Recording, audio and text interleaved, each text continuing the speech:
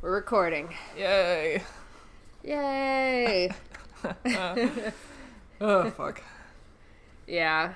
I'll apologize right up front for my voice. I've been sick for like 2 weeks and I had a tooth pulled, so I apologize for everything happening in my facial area. So your mouth is broken. Your entire face. Mm-hmm. Oh, fuck. Yep, as I told you in gritty detail, which I won't go over here, but yeah, everything's broken. Everything in your life is broken right now. Yes, absolutely. Fuck.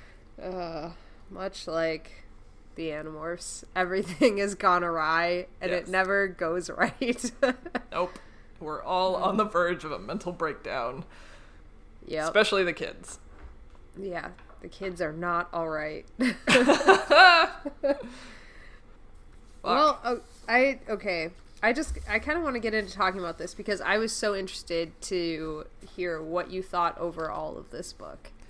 So, I was thinking about this yesterday, and I kind of wish I hadn't known it was a ghost-written book because I think I was convinced that it had a slightly different flavor than normal, but I'm also not sure. Like, okay. I think it was definitely passable, but like, there's like one or two things about this book that I was kind of like, I don't know. Yeah.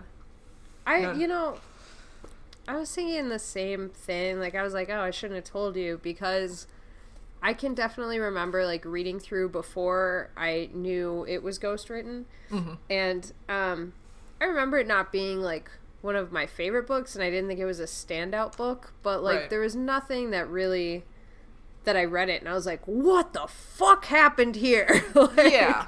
And the other thing I'm telling myself is that like, just because it's not written by Catherine, it doesn't mean it's not part of the Animorphs canon. Like, this is an Animorphs book. It's legit, you know?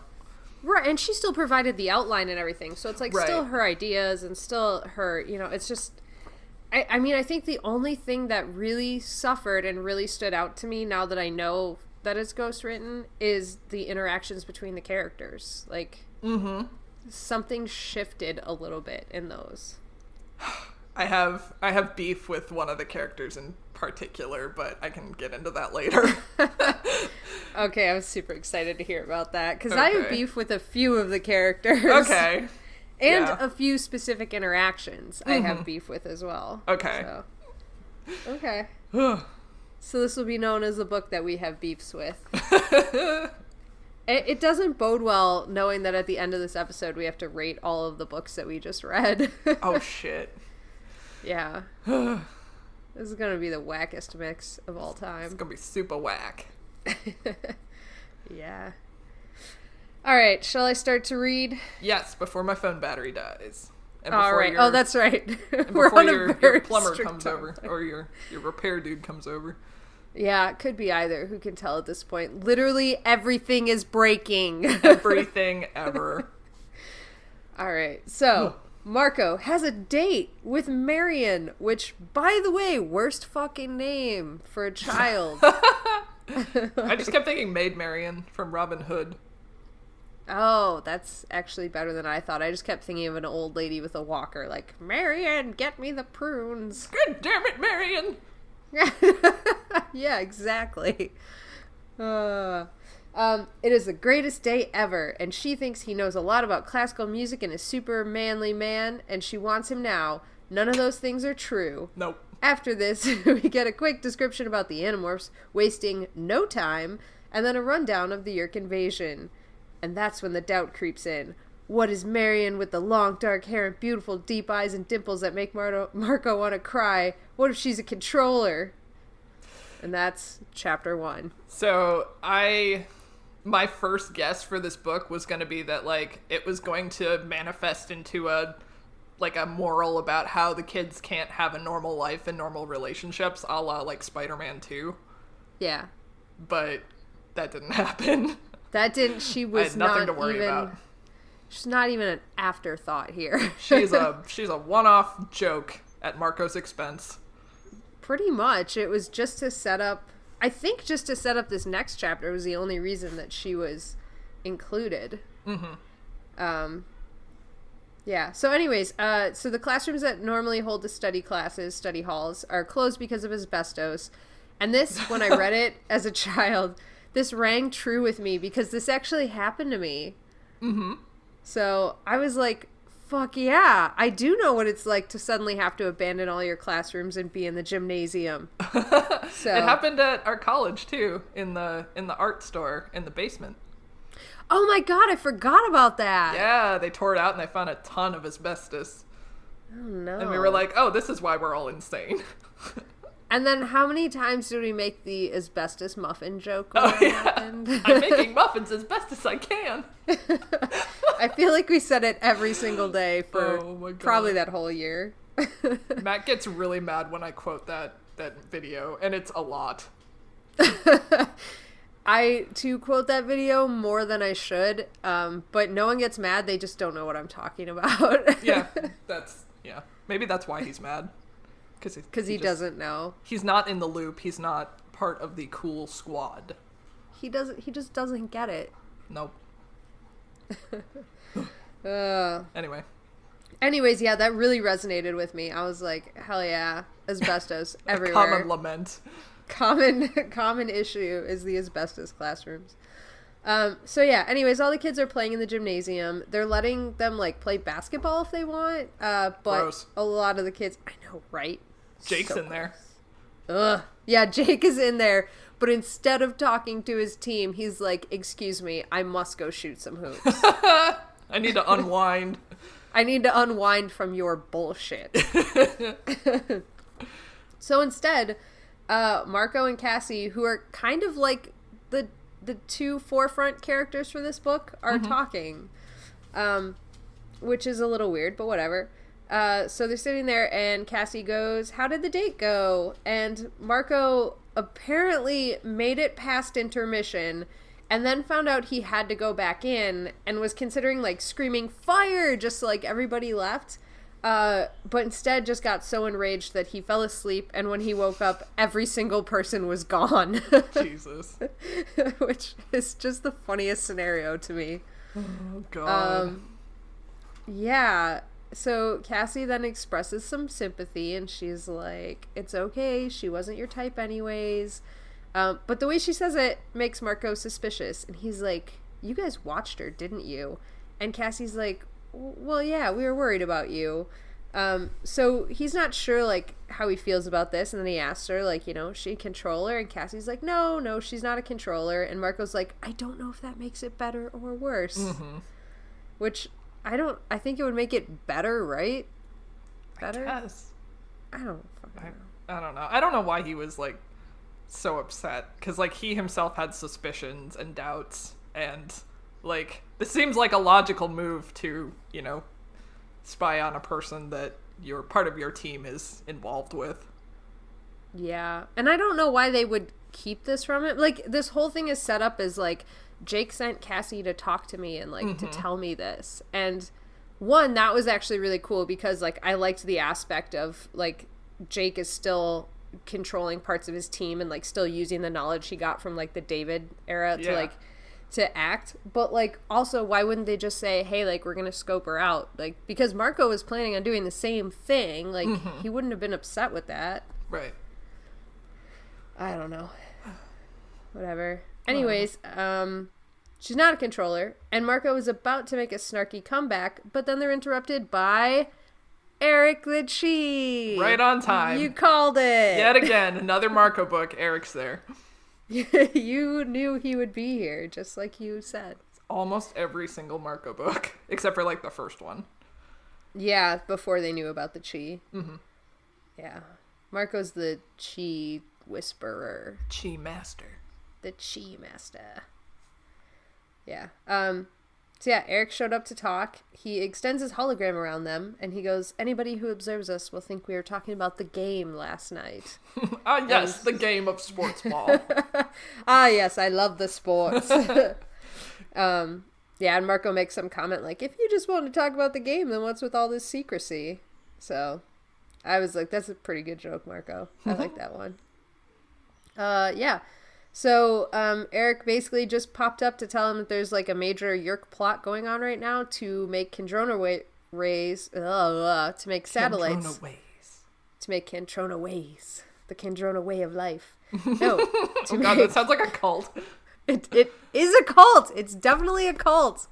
But anyways, they're going to make giant satellites that bounce Kandrona rays everywhere, I guess. And so what you need to know is that it would basically turn every water source into a Yerk pool. Gross. So yeah. So that's the problem, is that it would make the thing that's kind of kept them locked into this one place, which is where they have to go to feed every 3 days. It would just basically eliminate that issue, which is actually a very smart move on the Yerk's part to try and do this. Okay, but like turning every water source into a Yerk pool. That's got to be an exaggeration, right? Yeah, because I'm thinking like, okay, but if you're gonna have human hosts, they need to consume water. So, well, you could still drink the water, but I guess the Yerk could also go into it. But like, also like, what about chlorine? I think he specifically said every swimming pool would become a Yerk pool. So like, theoretically, I guess you could still drink from it. It's a good thing a majority of people that live on Earth have swimming pools in their residences.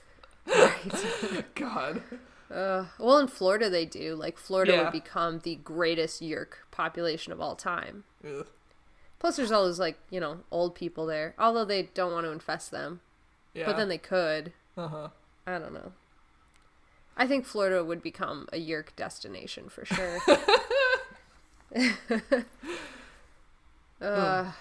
Anyway. Christ.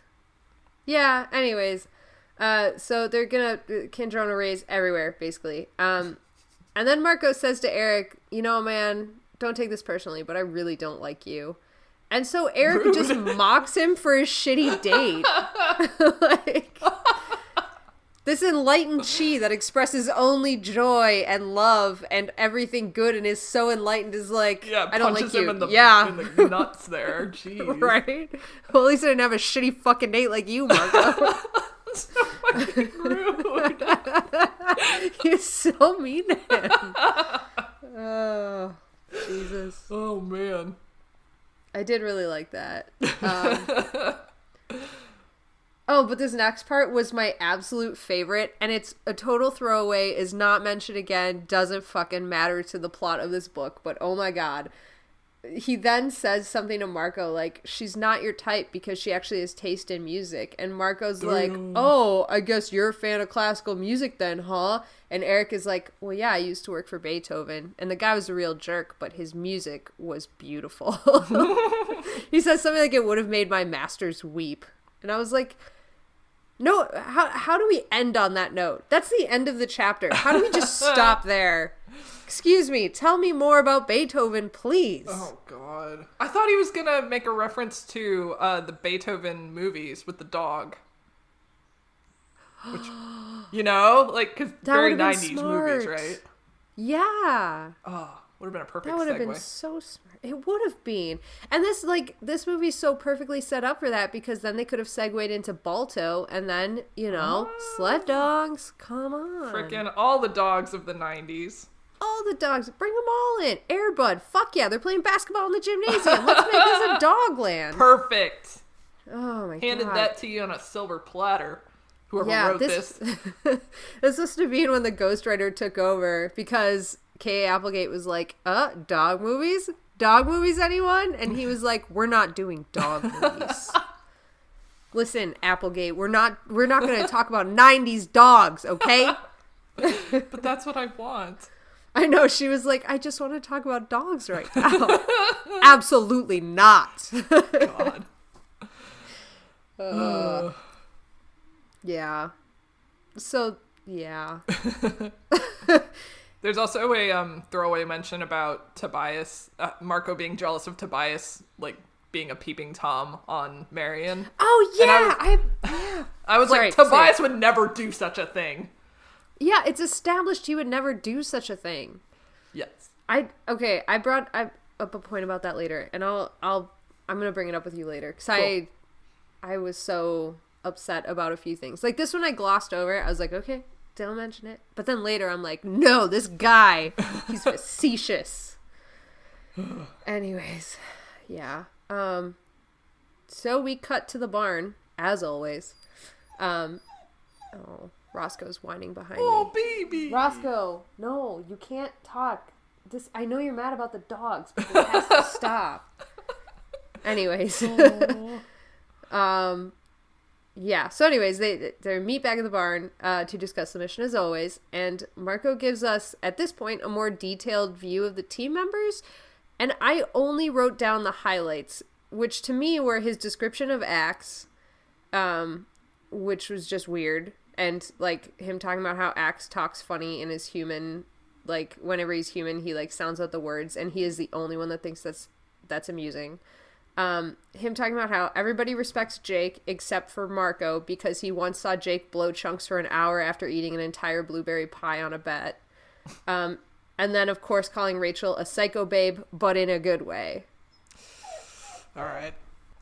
Yeah. And also Erek is there. That's literally my next note, is just also Erek is there. Erek tells them that Visser 3 has a new feeding ground near them and will be feeding there tomorrow before being taken to view this new site. They'll decide to go with some meter of hesitation, is what I wrote. And then Marco says there might be an issue with them missing that much school, and Erek volunteers that the Chi will cover for them. So, again, the Chi are going to cover for them. Moderately problematic. I mean, I don't know. Yeah, I was trying to think if that was gonna actually be good. Would they be able to I mean, they've been living on Earth for thousands of years, and, like, they could probably do a passable human. Better than Axe as Jake. Yeah, and they've done it before. Like, not for this period of time, but, like, they did it. Uh-huh. I can't remember what book, but they did it before. It's probably fine. It's probably fine. It's probably one of Marco's last books. They did it before. Yeah. This beginning is really, like, fast paced too. Like, but I feel like the exposition was very drawn out. Like, I feel like it's usually wrapped up within the first or the second chapter, but we're on, like, chapter 3 and Marco's still, like, describing things. Yeah, it's like they skipped the describing the team in chapter 1, and then all of a sudden chapter 3 they're like, wait a minute, we missed it. Yeah. Gotta do it again. Yeah. Like, yeah. It's weird. Mm-hmm. I don't know. This next chapter, again, it's chapter 4, and it's super short, and it's literally like the kids morph and head out as birds of prey. They fly towards the meadow, taking turns using the thermals coming off the highway. Tobias spots the meadow, and he's like, there's Visser 3. And they're like, okay, let's go in one at a time, 5-minute intervals to avoid suspicion. How long is he fucking there feeding? I don't know. Well, we're now at half an hour, right? To get these kids in. Like, okay, so they make it in. The next chapter is Marco made it. And we assume the others did too, because Marco just starts morphing fly, and they meet up, wasting another half hour to meet up after the morph. Yeah. So we're now like an hour and 10 minutes into this mission, and Visser 3 is still feeding? Like, I don't know, this timeline's just a little wacky. Ugh. Yeah, I don't know. That's weird. Yeah, so here was my first big moment of, like, I don't know about this. Jake just casually asks Axe where to sneak up on an Andalite, and Axe just goes, oh, from below. I mean, I feel like Axe would have been like, it is near on impossible to sneak up on an Andalite, but if one were to do so, then it might be. Like, this was the first time that was weird. Uh-huh. I didn't necessarily notice that, but yeah, now that you mention it, that's really weird. Yeah. He would have taken a moment to, like, brag a little bit, to be like, oh yeah, Andalites, we can see everything all the time. Yeah. And I mean, part of it might just be, like, that they're just getting more used to each other, and, like, so Axe doesn't feel the need to do that, but it I don't know, I didn't buy it. Mm-hmm. Interesting. So, yeah. Yeah, their whole plan is to fly low to the ground to wait until Visser 3 runs over top of them, and then to fly up and cling to his belly. Gross. They're vaguely following him around. Like, they can't keep up, but they can, like, kind of see a blue blob running around. I have this vision of Visser 3 just doing, like, rows throughout the thing. Like, if you were, like, mowing a lawn or something. Yes. He's just going up and down in, like, straight lines. That's, like, exactly what a Yeerk would do, though, right? So methodical. Yeah. God.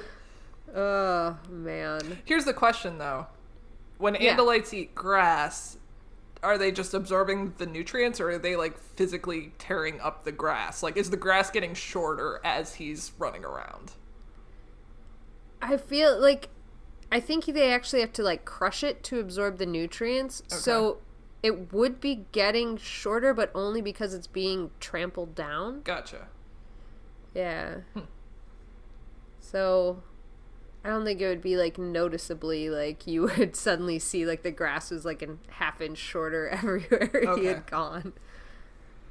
Yeah. Good to know. Somehow. Yeah, so, I don't know. He's mowing the lawn. They're, like, vaguely following him around. So they can't really see him, but there's this moment where Marco's like, we'll run into him if he switches directions now! And then he, like, does... and Marco manages to kind of get under him, and he says he flew up towards his stomach and then pulled a Shannon Miller move. And so my first question for you is, who is Shannon Miller again? I don't know. Another gymnast? I can Google it real quick if you want. I don't know. I don't care enough. I don't care who Shannon Miller is. I feel like it's a gymnast. I don't know. Well, maybe if I could fucking type Shannon. I could ask Siri, but Siri won't know. Oh, yeah, gymnast. Okay. I feel like this was the same gymnast that was brought up in, like, the earlier book. Yeah, it sounded familiar. Anyway. Okay. I can't confirm that, but I thought it was the same one when I read it. Anyways, so yeah, Marco lands on his stomach, and, like, just kind of right away, Visser 3's like, all right, time to pack up. Let's get on the ship. Ooh. Like, an hour and 15 minutes was good enough. I have a quick note. Yes. So, before Marco hits the target, there's a point where he thinks Visser 3 is swatting at him, but then realized that Visser 3... God, let me take another run at that. And then he realizes that Visser 3 was just scratching his ass. Yeah. I distinctly remember reading that as a child. Really? The line, he was scratching his butt. I read that as a child, but I cannot for the life of me figure out how I would have read that, because I only had book 3 and then, like, book 42. It's one of Rachel's books. So I don't know. I must have read this book, or, like, an excerpt of it. So I had a little mind fuck there. That's crazy. Yeah, I distinctly remember that line. Did, like, one of your friends read it and you, like, looked over their shoulder and just saw that part? I don't know. Or maybe I got it from the library or something. I have no idea. And, like, That's crazy. And because I remembered that line, I thought it was in the other Rachel book that I had. Uh-huh. But I don't know. I was having some creepy deja vu. There's one other line later that I also remember reading. So I must have read this book. I don't know. Yeah, that's crazy. It's wonky tonk. Anyway. I mean, I've read this book and I don't remember that line at all. I don't know. And, like, also in this book, just since we're talking about Visser 3, every time we, like, see him, he's always, like, trotting or running. Like, he just presents this very, like, dainty feel in this book that we have not gotten in any of the other books. I don't know. He just seems really, like, jazzed to be here. Little twinkle toes. He has little twinkle toes in this book. He's not stopping his little hooves. No, he's just trotting around, having a good day. I don't know. But yeah, anyways, they get on the ship. They're all on Visser 3 somehow. A Taxon starts talking Gallard. And then the guy's just basically relating the departure and arrival times. And so then Axe goes, oh no, our trip is going to be 3 hours or so. So, yeah. The next chapter is just all about, like, banter. They're still on Visser 3 trying to figure out what to do about their morphs when the bug fighter docks to the blade ships. So what they're trying to discern is, wait, hang on. There we go. Sorry. Had to flip the page. They're trying to discern what the Taxons are saying, and they're having issues, but they have no issues with Visser 3's booming thought speech that he's still screaming about, and he asks loudly how the Venburs are. And Axe gets excited, but of course no one else knows what that is, and they're like, Axe, what is it? And, like, he's dodging that question? Yeah. But okay. I mean, I guess it's hard to explain, like, oh, they're an extinct species that we haven't seen in forever. I don't know. You just summed it up perfectly. Like, why couldn't you just say that? Yeah, true. They're an extinct species that we thought were wiped out, so it would be impossible, right? Yeah. And then we move on. Yeah, just literally a sentence. Yeah. Fuck, whatever. I feel like this guy read select books, Animorphs books, and didn't quite get it. Some of these feel like they're directly out of notes about character relationships. Like, yeah. They just copy-pasted the relationship notes from Catherine. And honestly, like, I'll just say it now. Axe was the most out of character for me throughout this entire book. Yeah. I was like, you are not my son. What did you do to my boy? This isn't Axe. This is some imposter fool. Anyway. Who did you think was the most in character then? That's a good question. I don't know. Rachel, maybe? I don't know. Even she has that moment, though, later on where Marco mocks her and Tobias, and they said something like, oh, you're... Something super out of, like, vocabulary for Marco, where he says something like, oh, that's easy to say, hiding in your honey's fur. Yeah. And then, like, Rachel's like, what? And that's it. That's all she says. And I'm like... No, Rachel probably would have, like, charged him and bit him or something. Yeah, like knocked him over or something. Yeah, but otherwise, yeah, I agree. She was most in character. There's only that one moment. Yeah. I think she is. Because I think Jake had a few more moments where I'm like, ooh, that's totally not like Jake. And then Cassie has a big moment where it's like, that's not Cassie. Yeah. But again, it's so tainted. When I didn't know, none of these things stuck out to me like as brightly as they did now. So that's, you know, everything I say with a grain of salt, as always. Yeah. Yeah. Anyways, so they are in Visser 3's personal quarters on the Blade ship. Sorry, had to pause to cough. Okay. And they find out that Visser 3 has been collecting torture devices, and somehow he's managed to collect an Iron Maiden. And just has it hanging on the wall. It's a human-sized torture device. Like... I think that was another moment I was kind of like, okay, sure. Like, that just seems like such a, you know, cookie cutter kind of villain cartoon move, you know? Yeah. And also, I may need to correct this later, but I don't think Iron Maidens were, like, actually a torture device used in medieval time periods. I think that was, like, one of those, like, myth turned into, like, legend kind of a thing. So... He, like, raided a medieval times, basically. It's just some shitty, like, knockoff Iron Maiden. Exactly. It was, like, made of cardboard strips and, like, has been hanging there for years, kind of a thing. I like to imagine that he would have cat posters everywhere. Oh, my God. Yes. I like that headcanon better. Okay, that's way better. I want to think that, like, right above the console he was working on, there's one of those hang in there posters. Yes. Okay. This is better. Oh We've already fixed this. Yep. This is way better. Yep.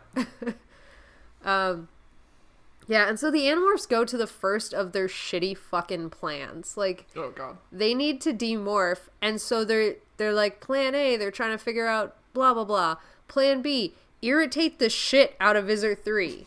So, like, they get Axe to imitate him, and he bellows for a guard. So a guard comes in. It startles Visser 3, and he's like, what the fuck, get out of here. So that guard leaves. Get out of here. I was watching cat videos. I know. I was watching my cat YouTube videos. And then, like, so he leaves. Axe calls in a second guard, which enrages Visser 3. He's like, what the fuck? Get out! And then, so they're like, all right, Axe, third time should do it. So the third time, Axe pretends to be Visser 3, calls in a guard. They send in 2 this time, and Visser 3 just loses his shit. He beheads one of them and knocks out another guard, and then just runs out of the room. And they're like, all right, guys, let's demorph and remorph as fast as possible. Jesus Christ. Yeah, that's their plan, which is not any worse or better than any other harebrained scheme the Animorphs have come up with. It was just very funny. Yeah. So. And then the taxon eats itself, and that's disgusting. Yeah, like, so they're demorphing, and Jake says, take 2 deep breaths, then morph back. And so they're morphing back to fly, and for whatever reason, Marco and Axe are, like, running behind everyone else. So this taxon comes in to eat the Hork-Bajir about partway through, and it spots Marco, and it's like, what the fuck? And then it spots Axe, and that's when it starts, like, backing away, trying to get out, and Axe still has his tail blade, so he cuts it to kill it, and the taxon just turns on itself and starts eating itself as it's dying. So gross. This was the part where I was like, yes. Like, whoever this ghostwriter is, he got taxons down to a T. Yeah. Like, he was very good at taxons. It's the first of a couple really horrifying moments in this book. Oh my god, yeah. This was one of the darker books, but it doesn't read that way. Yeah. But yeah, so Taxon backs out of there, and Jake orders them to get up to the ceiling to get away. And sure enough, within a few minutes, the Visser is trotting around again, running on his dainty little toes. It's from all that grass he ate. It gave him so much energy. It must have been early morning period time, because that's when the grass has the most sugar, is like right around like 10 to 11 o'clock. He's on a sugar high. That's why he's on running. A sugar high right now. Yeah. That's exactly it. Oh my god. I love that. And that's a fact. You can look that sugar fact up. Damn. Yeah. So anyways, yeah, he's on a sugar high trotting around the hallways like, Andalite Bandalites are here. Like, just waving his arms around. That's when I was doing that, I was like rocking my shoulders like all excited. I'm glad you could hear that. Yeah, so he's like super excited. He's like, they won't get away from me this time, like all pumped. And meanwhile, the Animorphs are looking at these lights that they have like running down the ceiling, and Axe quickly explains that like, yeah, it's to like guide you. So like red goes to the control room, blue goes to the cargo bay, blah blah blah. And Jake says, okay, which one? Like, we want to go to the cargo bay. And Axe is like, I can't really tell in this morph. And Jake just goes, Axe, pick one. Yeah, he screams like, at him. Yeah. What the fuck? Out of nowhere. Yeah. And Marco like, makes a point to be like, oh, Jake never yells. And I'm like, yeah, Jake never yells. Yeah, Jake never does yell. He didn't even yell at David. Like, maybe he yelled at David, but he never fucking yells. Yeah. So it was like very weird to see him like lose it like that in that moment, but again, and like this isn't any more stressful than any one of 1,000 situations they've already been in. So right. He just gets like kind of, I mean, he definitely gets grumpy. We've seen that, but yeah, he never yells. Yeah, these are like the Angramorphs. This book. Yeah, it was weird. But Axe just chooses one and off they go, and Axe chose the right one. They end up in the cargo bay. Yay. That was literally it. Yeah. They made like a big deal out of nothing. They did. It was a huge deal that it just like went away. Whatever. But yeah, then they get to the cargo bay and they're all like, we refuse to die as bugs. And so they all demorph. That, okay. All right. So they're like in the cargo bay just looking around, and Marco has this moment where he's looking at all of them and he's like, they're all showing stress because like, you know, Jake's clenching his jaw, Rachel's smiling. She's so pumped. Cassie looks sad. And as he's looking at all of them, he kind of sees behind them and notices these large cylindrical tubes containing some sort of silvery alien with red and midnight blue slashes across them. And Marco went up to touch one of the cylinders, but as he got close to it, his fingers started to go numb, so he didn't touch it.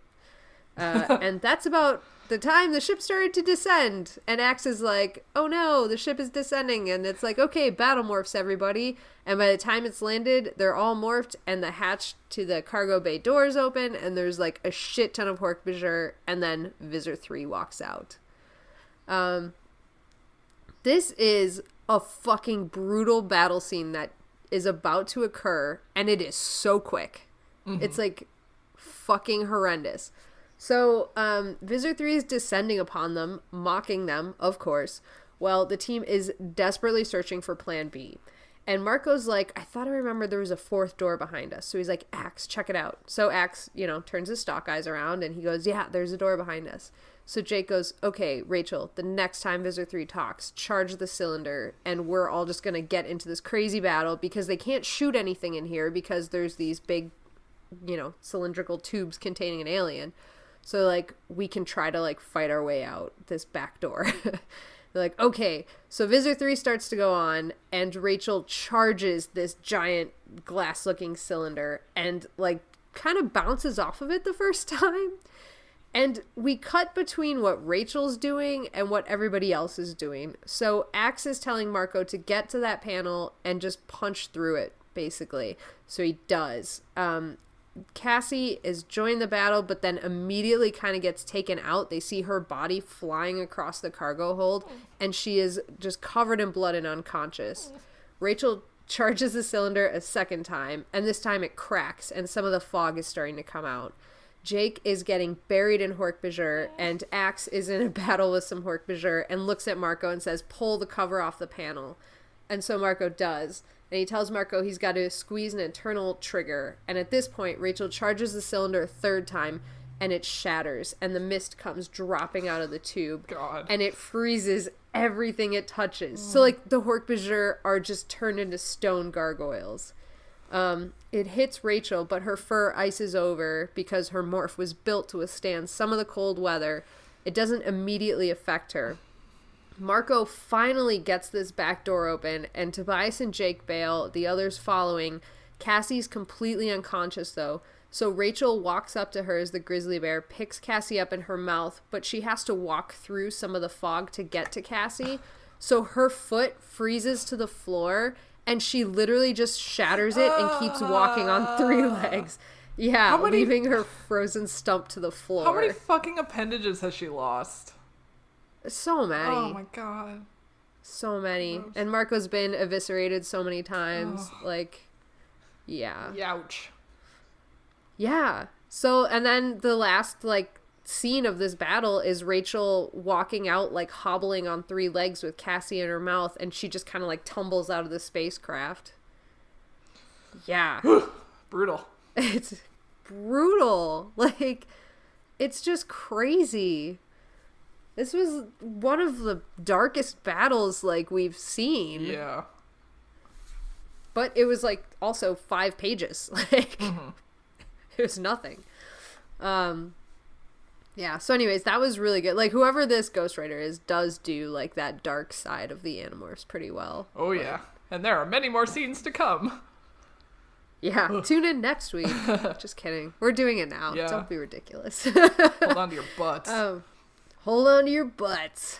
So everybody landed in a huge pile on the frozen ground, and the blade ship is rising away from them. And Marco's speculating that he can practically hear Visser 3 screaming, "No, go down, go down!" But it kept rising.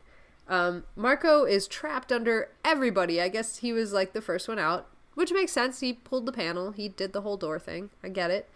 But his gorilla chest, which is just skin, is freezing to the ice below him. Yeah, and he's like, I can't move until everybody else does because they're all piled on top of me. I'm being crushed by a grizzly, a tiger, a wolf. And a light. Yeah. Yeah. Jesus. He's literally like, get off me! Cassie does start to wake up at this point, and Rachel starts to demorph because, like, she's got to fix her stump leg issue.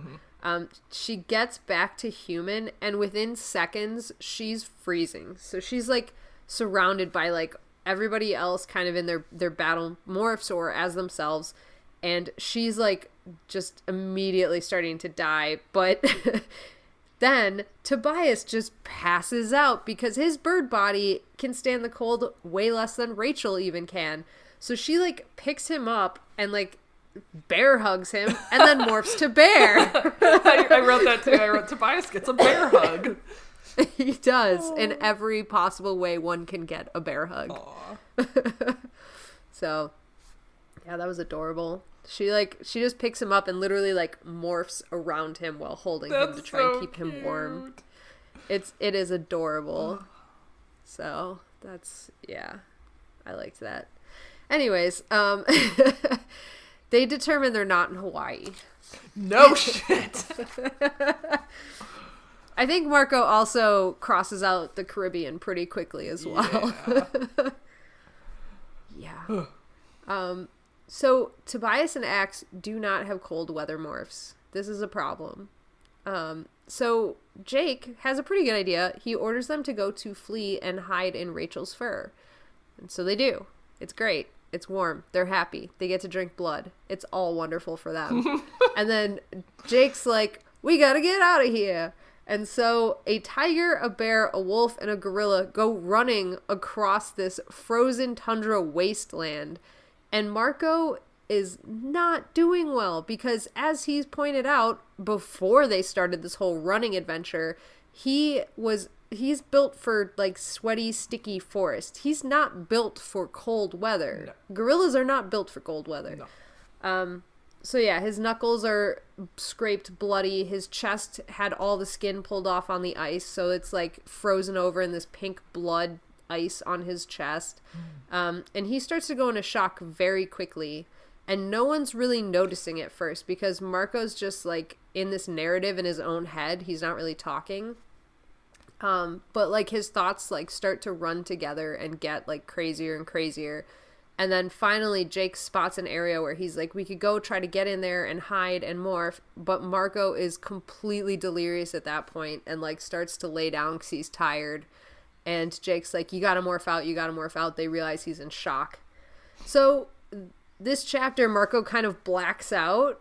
And then in the next chapter, he wakes up having been slammed in the face. And he's got a mouthful of like loose teeth and blood everywhere, which I really related with this week. Yeah. This is like a personal assault on me this week. And he just kind of like wakes up and is like, what the fuck? And Rachel's like, I'm saving your life. And he's like, try the gentler approach next time. There's no gentle approach with Rachel. She just literally like took her grizzly paw and just slammed his face. Which, by the way, Rachel, like, why would you give him a head injury on top of everything? He's already else? Not having a great time. He's already like losing his shit, and she just like takes her paw and smashes his face. Like he says directly on his nose. Like she just punched him square in the face. What the fuck? But it worked. So hey. He starts to demorph slowly and like spitting out his broken teeth. And he quickly makes it back to, well, slowly at first, but then quickly makes it back to his human self in bike shorts. And it is freezing fucking cold. So he then goes to Wolf, which is a relief, but still they're not quite built for this level of cold. Mm-hmm. So they are still slowly freezing to death. Rachel follows suit. She's going to go from Grizzly to Wolf. And this is this next moment that, like, really kind of weirded me out. Tobias and Axe, she says, just stay on me while I morph. And they're fleas, so, like, they can't see anything. And Tobias points it out. He's like, we're fleas. What are we going to see anyways? And it's like, yeah. I don't, like, this was another weird moment for me because they are so, like, concerned with this sort of thing. It, especially after Tobias's talk in his last book about like being a peeping Tom and everything. Mm-hmm. This just seemed weird. Yeah, it was a weird comment. Yeah. Ugh, whatever. Yeah, so this and then the other one about him, like, you know, spying on Marion. I'm like, oh, what the fuck? Yeah. It was weird. But yeah, she morphs to Wolf, and they, I guess, stay on her while she morphs, and it's all fine. And then they hear crunching and pinging, and they're like, what the fuck? That's weird. So they look out of their little, like, alcove area where they've been hiding and morphing, and they see these giant silvery skier monsters with, like, hammerhead shark heads, and where their elbows are, their forearms split out into 2 different arms, and also they're holding massive guns. Hooray! Hooray! And they also seem to be using advanced echolocation to locate things in the snow. And it can actually determine, like, not just kind of like the line drawing stuff that they describe, like other animals, earth animals with echolocation have, but they can pinpoint exactly where the Animorphs are, even hidden amongst the rocks and things. Weird. So, it seems like a pretty advanced echolocation. Yeah. Yeah, so they're looking at these guys, they're like, Venber, so cool. And then one fires a gun, and it blows up like a fucking giant area. God, it's like a Dracon RPG. Yeah. It's also just ridiculous. These are the worst shots ever. Like, these are like stormtrooper level shots from these guys. Oh, boy. It's just bad.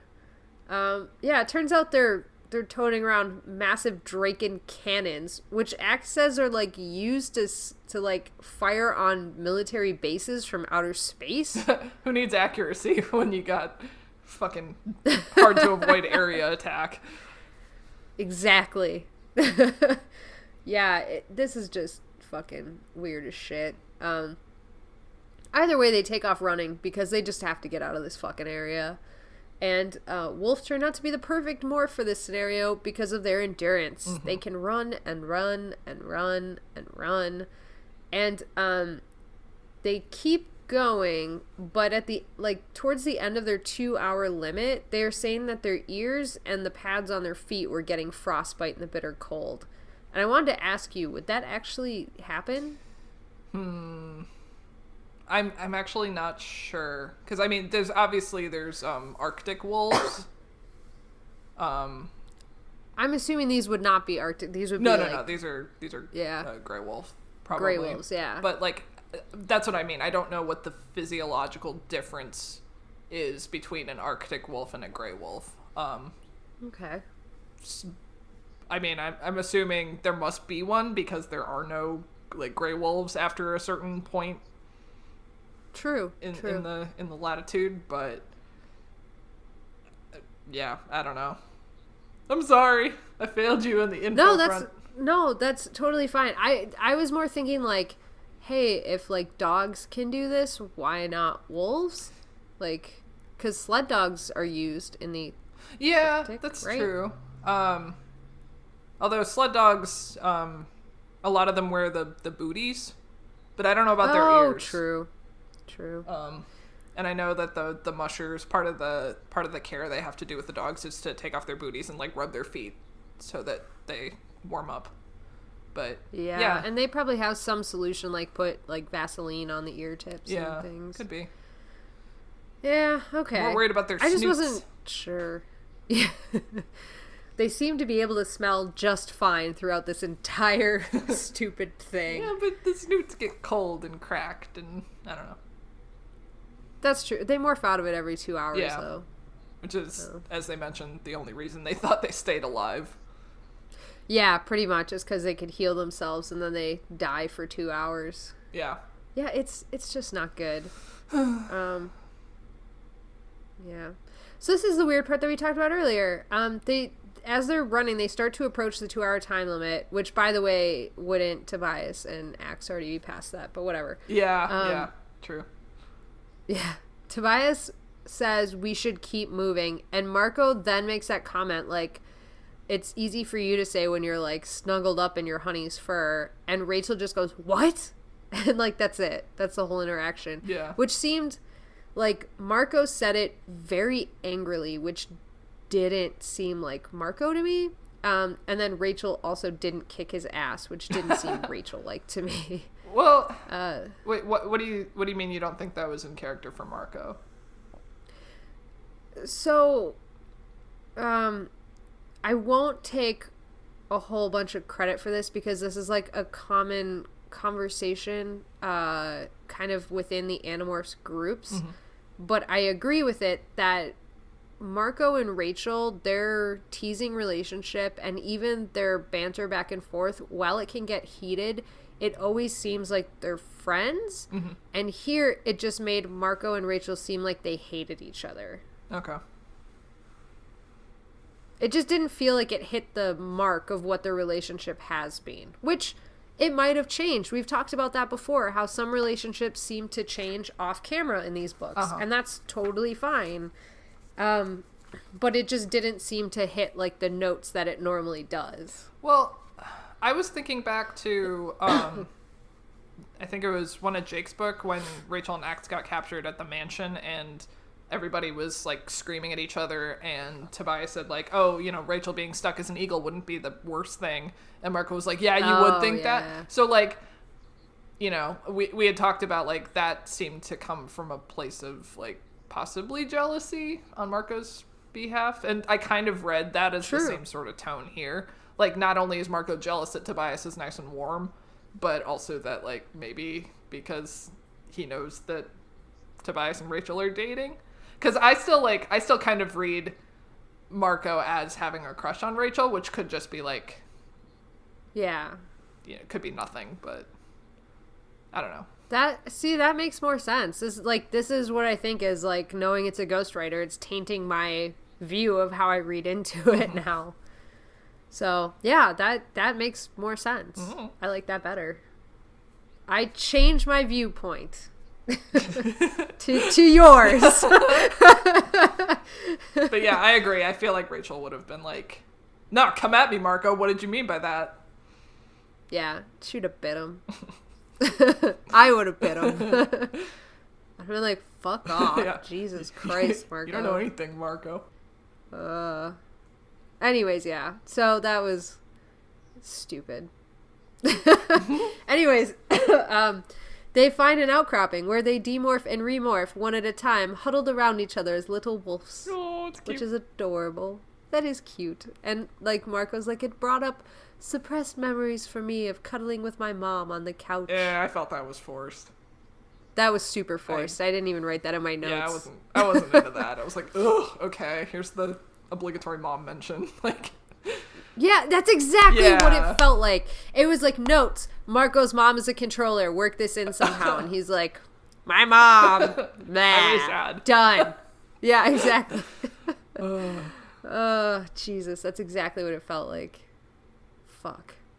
Anyways, yeah, it's just bullshit. So anyway, they all morph, which this is not the most time efficient way to do this, but you know what? It's not my problem. I'm not in the Arctic, so whatever.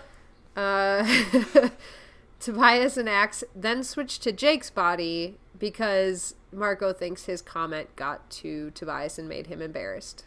So, yeah. They decide to keep moving even though it's starting to get dark. X does mention that in their hours it is only about 2 p.m. But because, you know, the Arctic and everything, it gets dark at 2 p.m. And not all the time, just some of the time, guys. I know how that works, okay? Don't at me. Anyways. I wonder how far north they were, because I feel like once you get to a certain point, the sun just doesn't rise. Yeah, for like 6 months of the year, it doesn't. Yeah. So yeah, they keep running as wolves to keep putting distance between them and the Venbers.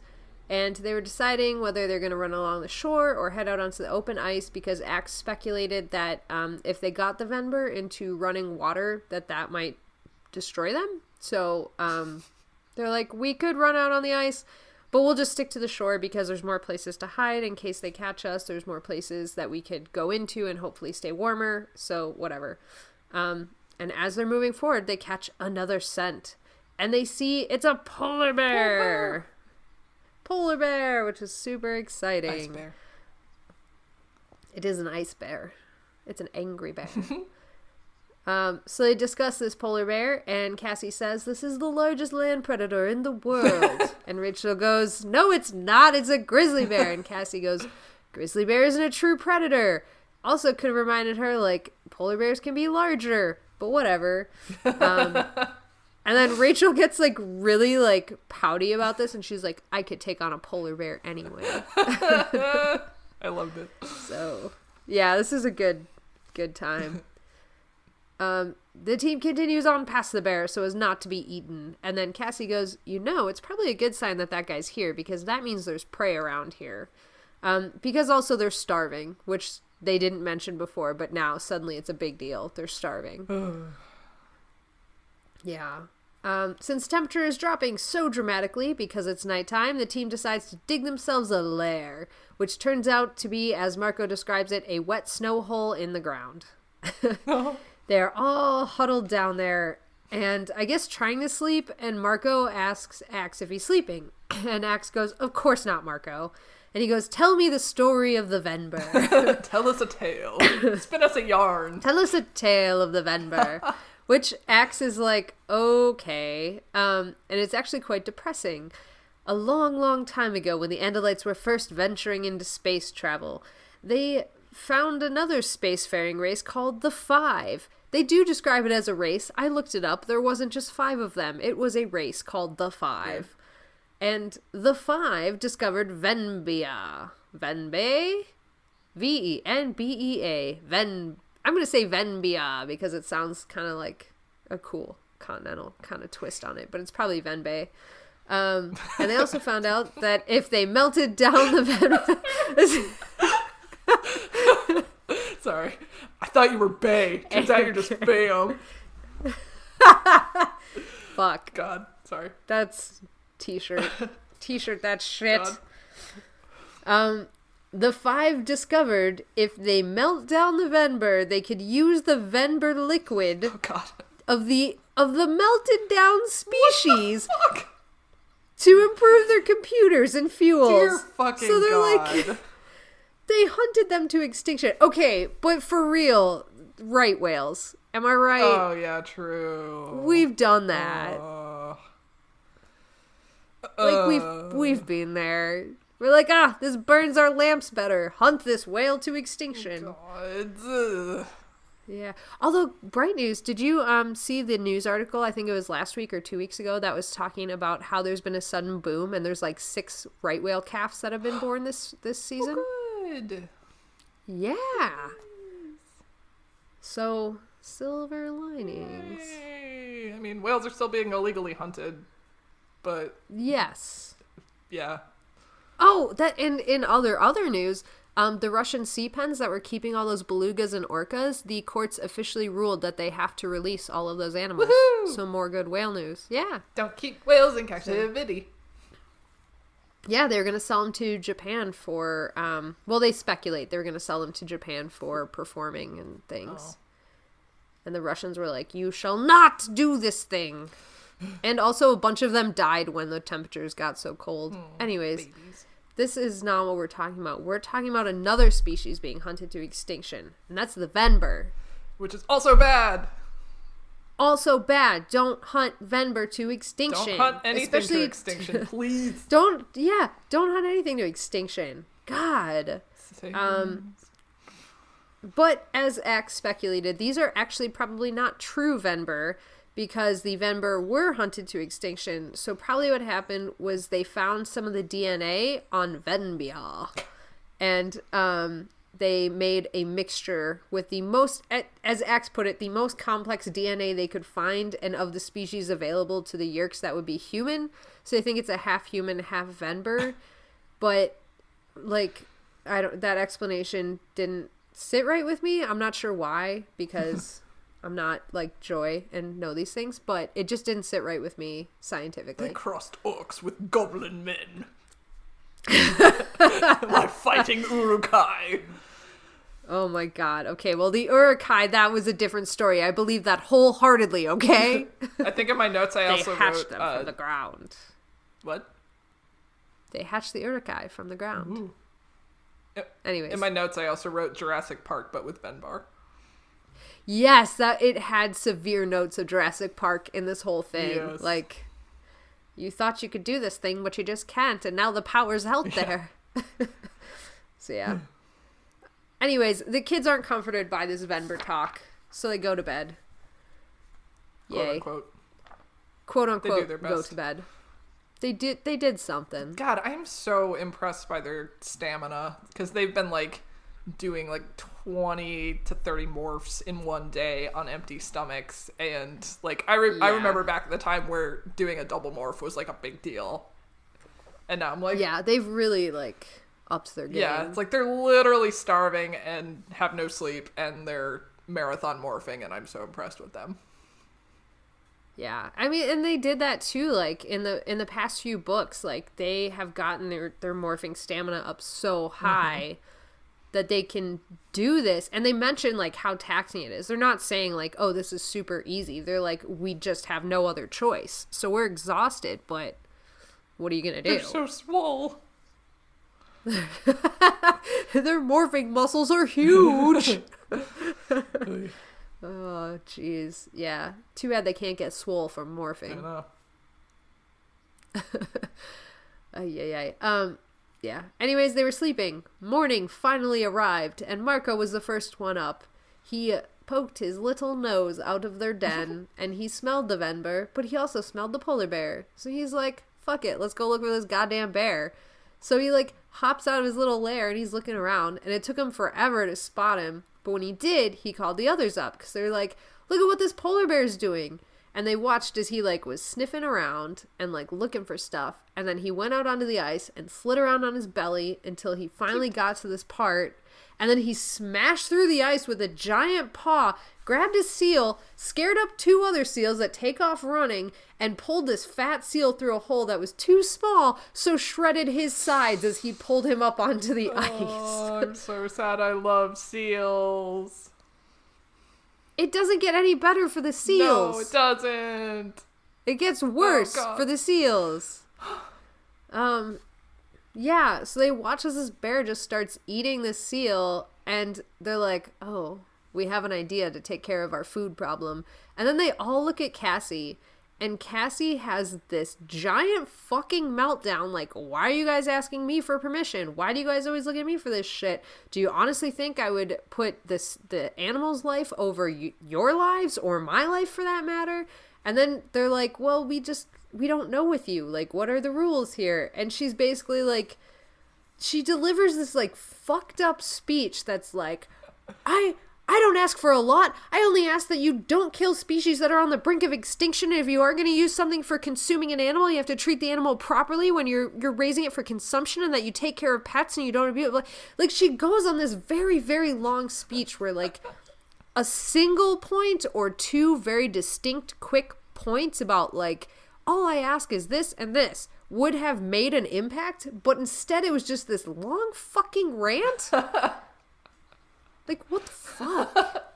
It's just super weird. I wrote down that I liked that scene because, like, it was kind of unexpected for her.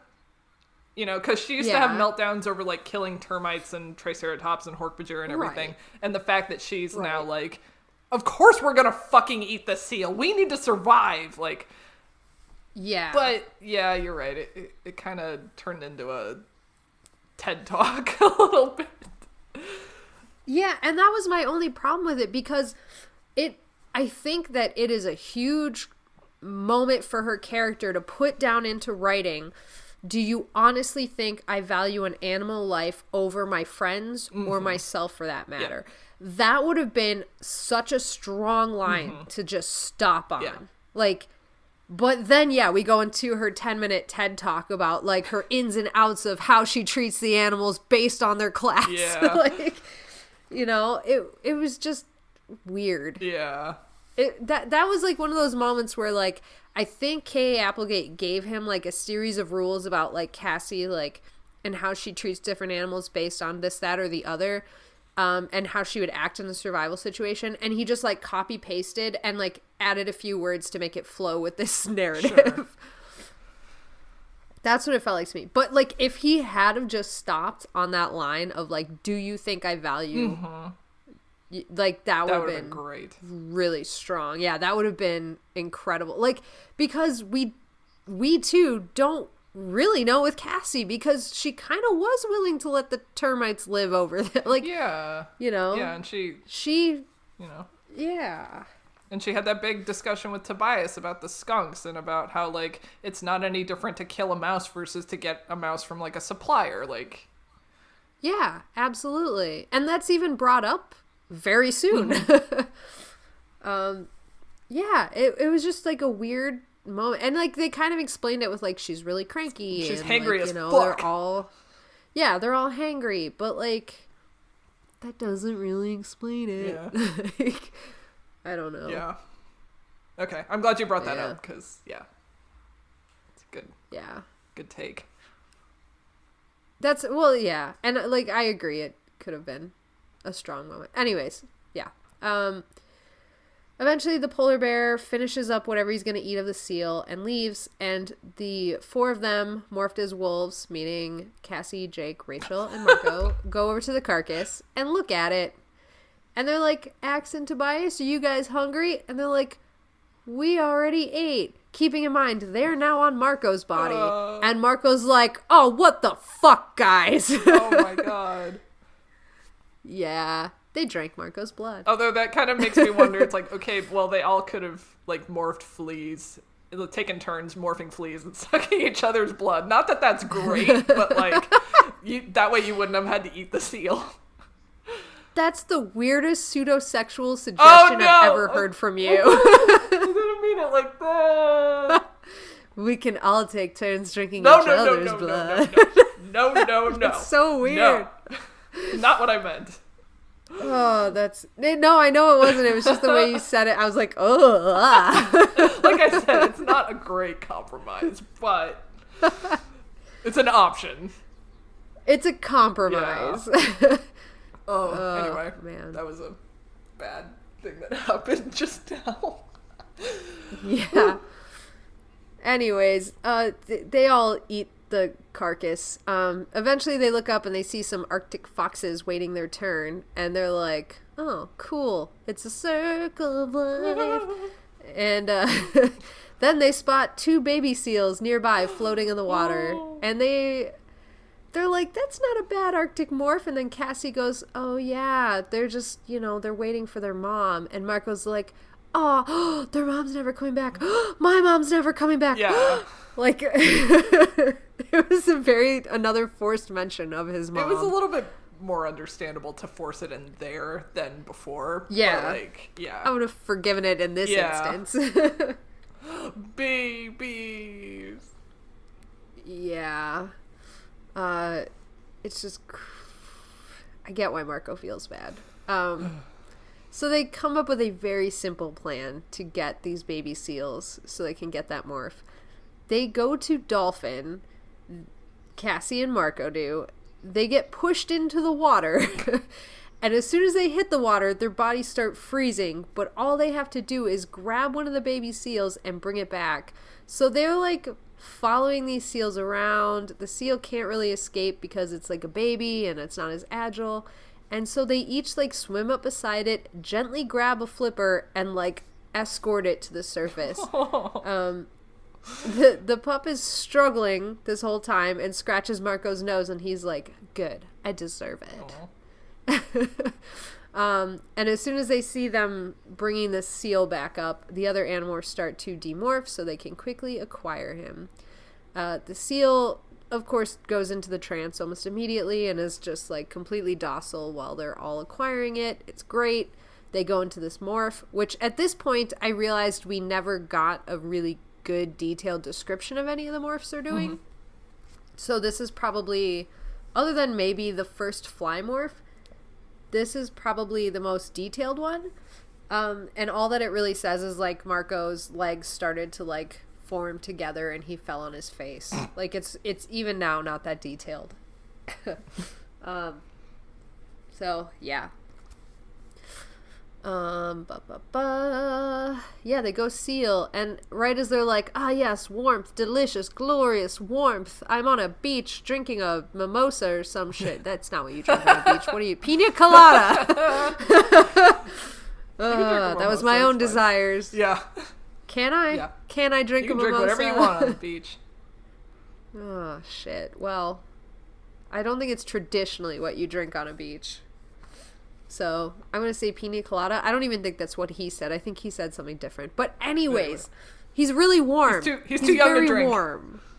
He's too young to drink. He doesn't know. He might have said a mimosa because he was mistaken about what you're allowed to drink on a beach. Yeah. Anyways, he's real warm. This, of course, is interrupted because the Venbers have now caught up to them and start firing their cannons extremely badly. In fact, the first shot is so bad it actually reflects off the surface of the ice and bounces. Okay, if they have such good tracking skills and they have the good echolocation and they can see the Animorphs through fucking rock, why are they so bad at shooting? They have 4 fucking arms. I wish I knew. God. I wish I knew. Whatever. Okay, I'm gonna blow my nose real quick. Hang on. Gross. Where is it? Oh my god. I muted so you can't hear it. I was like, damn, that was so quiet. Trust me, when you get my half of the recording, it was not quiet. Anyways, okay, back to Animorphs. Whoa. Yes. So Marco is scrambling away from this cannon fire with these shitty fucking shots, which, as you mentioned, make no sense whatsoever. And Marco dives into the water just in time to escape one of their blasts. Again, stormtroopers. Yeah. So, everyone makes it into the water okay. Things seem to be going well. Their bodies, while awkward on land, are pretty well adapted to swimming. So, their plan is that they're just gonna double back towards the Yerk base. I guess. They can hold their breath for like 10 to 15 minutes at a time, so they're like making their way back, kind of spy hopping every once in a while to catch their breath. So cute. And then suddenly Cassie just yells, "There they are!" Like, that's helpful in any scenario. There who are? Were we expecting them? Who are they? But Marco doesn't ask this question. He just knows they're orcas. He can sense them with his whiskers, which, by the way, I looked into this because at first they said that the seals were echolocating, and that is absolutely wrong. Seals don't echolocate. I looked it up. There's a little bit of controversy, but most reliable sources seem to say no. But their whiskers are sensitive enough that they can sense where the water has been disturbed by fins for up to 15 minutes after a fish has passed. That's so cool. Right? It's amazing. Oh. Like, yeah. So then as soon as I literally stopped reading, looked it up, and then went back to reading. So as soon as they said Marco could sense, like, stuff with his whiskers and he could sense a disturbance, I was like, absolutely, I believe this. Yeah. Like, this is very cool. Cool. So, yeah. So some seal knowledge for you. Maybe they thought that seals could echolocate when the book came out. Maybe it's since been disproven.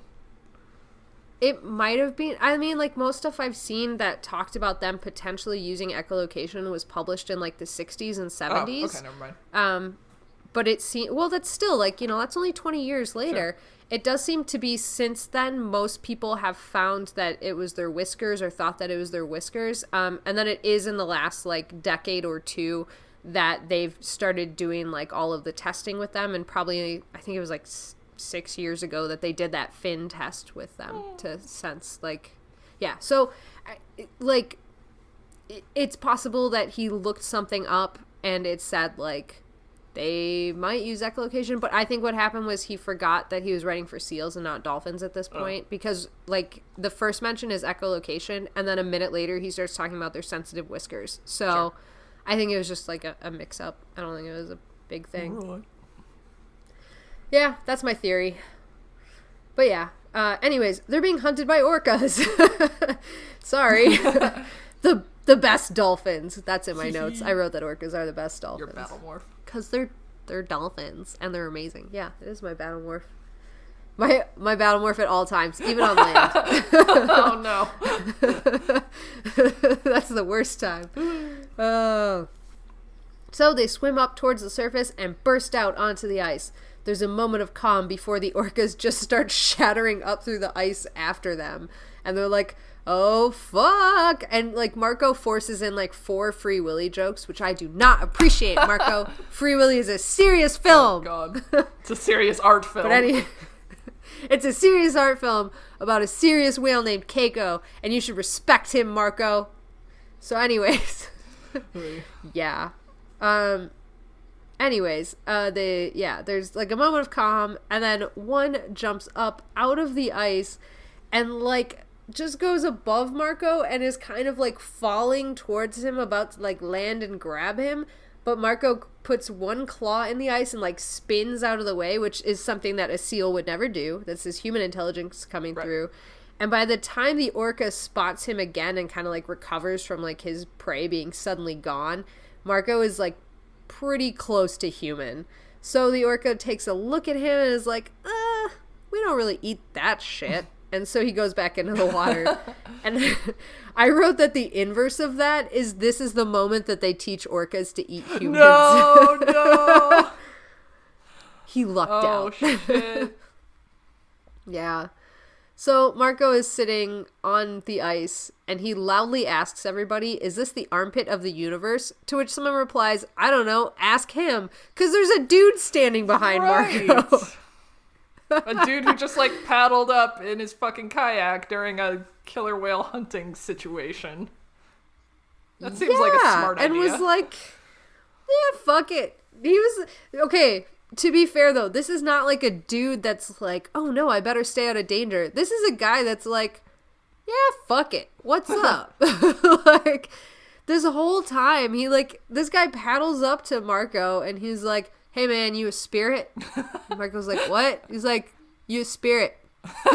Marco's like, sure, I guess. And he's like, my grandpa told me about the spirits, thought he was crazy. And Marco's like, okay. I don't know how to react. Yeah, this dude's like super chill. He's like, hey man, this is some Star Trek type shit. And he's like, how do you know about Star Trek? He's like, spirit boy, you don't have TV?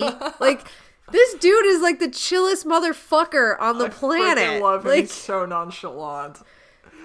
This is my favorite side character, I think, of all time. Oh my God, great. He's like the chillest dude, and like he also watches this whole thing like just because. He's like, I just want to see how this plays out. Fucking. Yeah, so, like, this guy's asking them, like, if they're spirits, like, animal spirits. He's, like, kind of trying to, like, Marco's trying to half-ass explain what they are, but, like, also not give too much away. And then he's like, I'm Marco, that's Rachel, Jake, you know, Tobias is one of the feathers, Axe is the alien kind of thing. He's like, so what's your name? And this chill-ass fucking Inuit is like, I'm Derek. Like, I fucking love this guy. So, yeah, he's like, all right, so he chills out with them and, like, doesn't say much except, like, I fucking hate the station guys. He's like, there's a bunch of people up here. They're not, like, normal dudes. They're, like, weird dudes. And there's, like, a bunch of things shooting stuff around here. And that's why all of his pelts are burnt, which, by the way, he gave all of the kids pelts to keep them warm because he could see that they're freezing their asses off. And so he's like, yeah, the reason all my pelts are burnt is because these fucking things shooting seals up here. Like, he's just super chill. And then he starts talking about Nanook. He's like, yeah, have you seen Nanook? And they're like, who's Nanook? He's like, he's a great hunter. And they're like, what? And he's like, he's been around here for the past few days. You've probably seen him. They're like, what do you mean we would have seen him? He's not like, oh, he's a polar bear. He's like giving him the complete runaround. He literally... Yeah. And then finally he goes, you know, big, white, hairy kind of dude. And they're like, oh, the polar bear. Yeah, we've seen him. And then Marco goes, hey, man, if that polar bear is your acquaintance, can we pet him? Can we pet your bear? Can we pet your bear? And so Derek leads them over to the bear. Like, yeah, fuck yeah, let's go pet a bear, motherfuckers. Hop in. Oh, my God. Oh, Jesus. Yeah. So anyways, the kids all morph back to Seal and follow him in his boat. And, like, he gets there, like, to where the polar bear is, and they all start demorphing, and Derek's like, that's cool. Wish I could do that. Like, he's so great.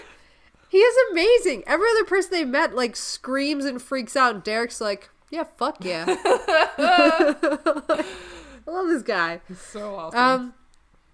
Yeah, so he leads them over to the bear, and, like, then they start to sneak up, and he just hangs back, and Marco's like, yeah, he didn't have to explain himself, because when you're the only sane person with a group of crazies, you don't have to explain yourself. But basically, he just, like, walks up, points out the bear, and then, like, sits back. He's like, all right, go get the bear. and they come up with this plan, which is basically, like, a smash and grab, because they don't have any other plans, where Rachel's gonna go grizzly, fight the bear, Marco's gonna go gorilla, grab the bear from behind, and Derek is just gonna chill and watch this all go down. Yeah. So, like, they start lumbering across the ice towards this bear that's literally, like, lounging on its back, soaking up the sun. And the bear looks at them, and Derek helpfully goes, he noticed you. And they're like, okay, what do we do? So Rachel's like, let's just charge into this thing. And eventually she does. She charges down this polar bear, and at first this fight is not going well for her. And she starts, like, screaming at Marco, like, a little help would be nice! Like, come on! This polar bear is, like, definitely has the upper hand and is definitely killing her because she's the only one bleeding. And then the polar bear rears up onto its back legs, and she uses her human intelligence to roll into him to knock him over, and does knock him silly on the ice. And as soon as this polar bear is down, she's like, never mind, Marco, I don't want your help anymore. I got it. God. And Marco, for like a split second, is like, maybe I won't help her then. But then he's like, no, that would be a little mean. So he, like, jumps in there, tries to grab onto the polar bear. The polar bear flips him over a few times and, like, knocks him a little silly. But then Marco eventually is able to get in there and, like, clamp both of the bear's arms to its side and hold him. And then Rachel jumps in and helps to get him down onto the ice. And it takes both of them to subdue this bear. He was just trying to hang out. He was. They probably could have walked up to him as people and just, like, acquired him. That's kind of what I was thinking. But whatever. Yeah, pretty much. Well, it's like that time that they went to the aquarium and they were like, we're going to morph dolphin and we're going to beat the shit out of a hammerhead shark. Yeah, and then Marco just grabbed it and was like, ah. Yeah, but they beat the shit out of the bear. Poor guy. Yeah, I do feel bad for him. But yeah, so they subdue the bear, and everybody comes up and acquires it. And once they start acquiring it, of course, he goes chill, and so they just, like, trade off. And they, like, go running back towards Derek after they do this. And Derek is just like, I'm really pumped I saw that. This is going to be a great story. And he's like, no one's going to believe me, but it's going to be a good story. Oh, so Derek. fucking chill. So chill. They then part ways with Derek, whose final words were, there's a storm coming. Storm's coming. So, I can feel it in me bones. Yeah, so they all morph polar bear and start heading towards the Erek base. Derek, I guess, heads home or towards more seals or whatever. Whatever Derek fucking does, which I can only imagine is, like, smoking a lot of Arctic pot. Arctic pot. There's no other type of pot. Oh my God. Not in the Arctic. Hey. Yeah. But anyways, they head off towards the Erek base, and they're just, like, gonna fucking walk in there, I guess. They're like slow motion walking in a line. Yeah. They're like, that's literally, like, the next chapter is just them walking up to the base and seeing the Venber bending steel with their bare hands to make satellite dishes. And then they're like, we're just gonna walk in there. Fuck it. The only other side is, like, a very brief mention of what they're going to do with the Venber once they destroy the base, and Axe is like, I don't want to be the latest alien to exploit them. And then that's it. They cut that conversation off. That very important conversation for Axe to have. They just cut it off. And then Marco goes, well, we just got to destroy the base. Let's worry about that first. So yeah, they lumber into the base in a single file line in case they get echolocated to hopefully appear like one bear. That's how that works. Right, that's definitely how that works. But they, like, literally get onto the base, and the Venber just, like, turn their heads and look at them and do nothing. So, like, they just didn't have to do that. The Venber don't give a shit about them at all. And so they're fine until a human controller spots them and sounds the alarm. This human controller yells to program the Venber to attack all quadrupeds. The bandits cannot get away this time. So then, once they do that, the Venber do turn their sights on the Animorphs and start coming after them. And it is not going well, because the Venber are literally picking them up and throwing them into doors and leaving, like, giant bear-shaped dents in the doors. Like, it's not going well. And then one is skating towards Marco, and Marco just kind of dodges instead of fighting him. And the thing just goes, like, sweeping through this hangar door and leaves a Venber-shaped hole in the door. And Marco, like, right? Cartoony. But yeah, Marco follows him through, and then on the other side, he notices that the Venber is melting into a puddle. And also there are bug fighters in the hangar. Marco then yells to Jake, lead all of the Venber into the hangar, it'll be fine. And they all kind of plow in. Axe and Rachel come in and take out the human controllers like they're bowling pins.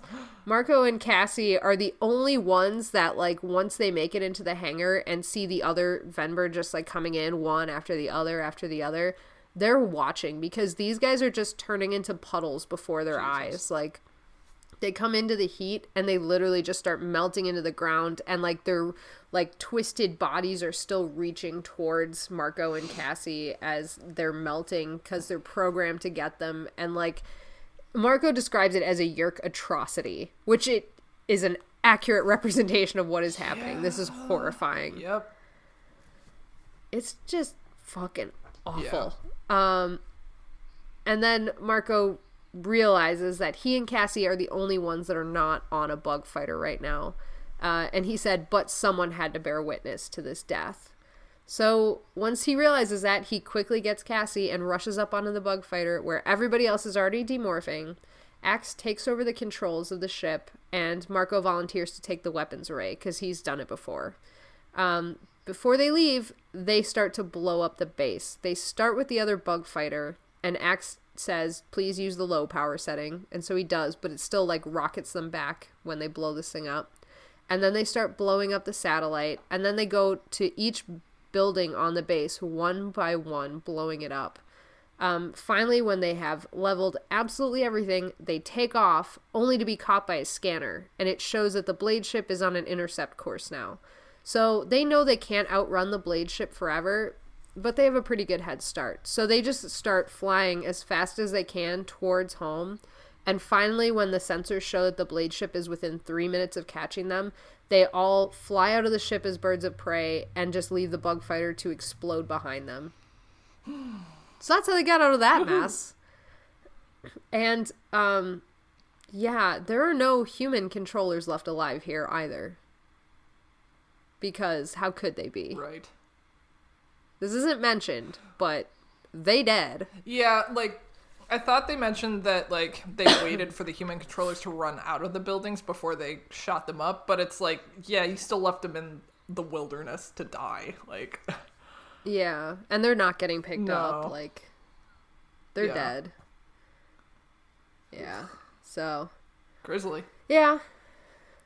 I didn't realize it. Nice. That was terrible. So we get to the final chapter of this book. That's right, we're already at the final chapter.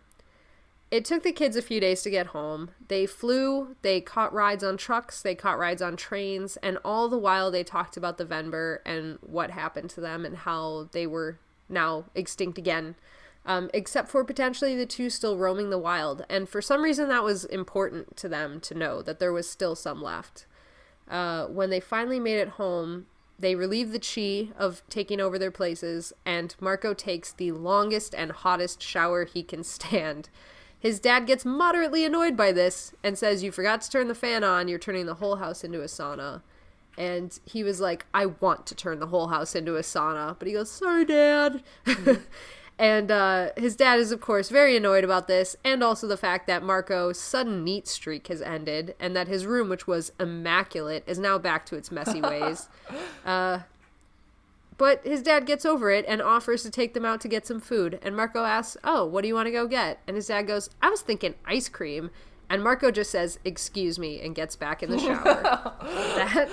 That is how this book ends. Boy. Yay. Yeah. So, what'd you think? I don't know. I don't, like, again, something about this book seemed off in flavor. Yeah. Like, it wasn't bad. I agree. But the only thing that really pissed me off was just Axe throughout this entire book. Like, he had, like, some of his usual tricks. Like, you know, he had his, like, you know, hyper-intelligence, and he didn't understand human expressions to a certain degree. But, like, he was so freaking, like, unnecessarily hostile as well. Like, especially with the whole, like, your minutes thing. Yeah, he really, like, drove that home. And then he did another one, too. Was it Your Degrees as well? This came up, like, 4 or 5 times throughout the entire book, which is, like, completely unnecessary because we already, like, did this, like, 20 books ago. But, like, Marco kept, like, saying, like, oh, they're your minutes, they're your degrees. Like, oh, these are our minutes now. And Axe just, like, he was just, like, so unnecessarily, like, kind of, I don't know. It was just weird. Like, Axe would, like, purposefully say, your degrees, your minutes. It felt like he was out to get Marco because, like, as soon as Jake asked him, you know, what's an Andalite weakness, which is something that we would expect Axe to kind of get superior about, he didn't. He, like, immediately fell in line with Jake. But, like, with Marco, it was almost like he had, like, an aggressive relationship with him, which we've never seen from Axe before. It was really weird. And I didn't like it at all. No, me either. I didn't like it. And I didn't like Cassie's outburst as well. Like, she still had that, like, it didn't feel terribly off for Cassie other than the dialogue felt like it wouldn't come from her mouth. Yeah. And then Jake yelling felt weird. Yeah, Jake was either tense or indecisive this book. Like, Jake didn't he was barely mentioned in this book at all. And when he was there, he was angry or he was just, like, I don't know. It was just weird. He was just weird in this book. How did you feel about Marco? When I was reading it, it felt like he got some of it. Like, he got some of Marco's personality, but we never got that. It was more like, hey, I'm the goofy trickster guy. It was not ever like, yeah, I'm telling this joke, but behind it, here is my reason. Here's why I'm doing it. Here's point A to B. Here's how we get there. Like, I never got the calculating Marco that I'm used to. It was like a kind of dumbed down version of Marco, I would say. Yeah, I would agree with that. Like, I don't know. And I felt like kind of some of the emotions I would expect from Marco, like, like him being, like, especially angry or especially terrified. Like, because I made the comment before, like, usually in Marco books, like, he gets really, really angry. Right. But he was, like, surprisingly kind of empathetic and thoughtful in this book at times. Like, you know, he like, was horrified about the seals losing their mom, and he was horrified about the Venbar, you know, melting, which is horrifying. And I'm not saying, like, he should be heartless, but, like, he's also the kind of person to be like, okay, this is the situation. It sucks, but we got to do what we got to do. And I felt like, I don't know, that wasn't necessarily there this book. You know, it wasn't. And this could have been a very interesting thing for him to do with Cassie, because he still, like, I think based on the last books we've read from him, hasn't totally forgiven Cassie for book 19 yet. So this would be interesting to have him have that moment with Cassie and say, like, oh my God, we're experiencing this together, and, like, I see where she's coming from, and I get, you know, but that's not really what happened. Like, we could maybe read into that a little bit, but that's disingenuous to what actually happened in the book. Like I said, not a bad book, but I don't know. Yeah, no, not a bad book at all. Just a little different. Yeah, it felt different. I did like, and there was like, go ahead. Go ahead. You. No, you. No, you. I did like that. I did like the kind of, like, person versus nature kind of feel of this book. Like, yeah, you know, it kind of rang a little similar to, like, when they got stuck in the jungle or when they got stuck in, you know, the time of the dinosaurs. So I do like the kind of whole, like, this is how we survive in extreme climates, and we might not have the proper morphs for it, and this is how we have to adapt. And I liked all of that. I thought it was really interesting. I liked that a lot too. And it was just a new element to, well, like, not new, because like you said, that they've had the jungle before and they've had, you know, the time of the dinosaurs, but that was always in a way where they were like, we're coping with this environment and we're adapting, and like, look at all that Earth has to throw at the aliens. Whereas in this one, they're like, we have got to get the fuck out of here. What do you think of Tobias in this book?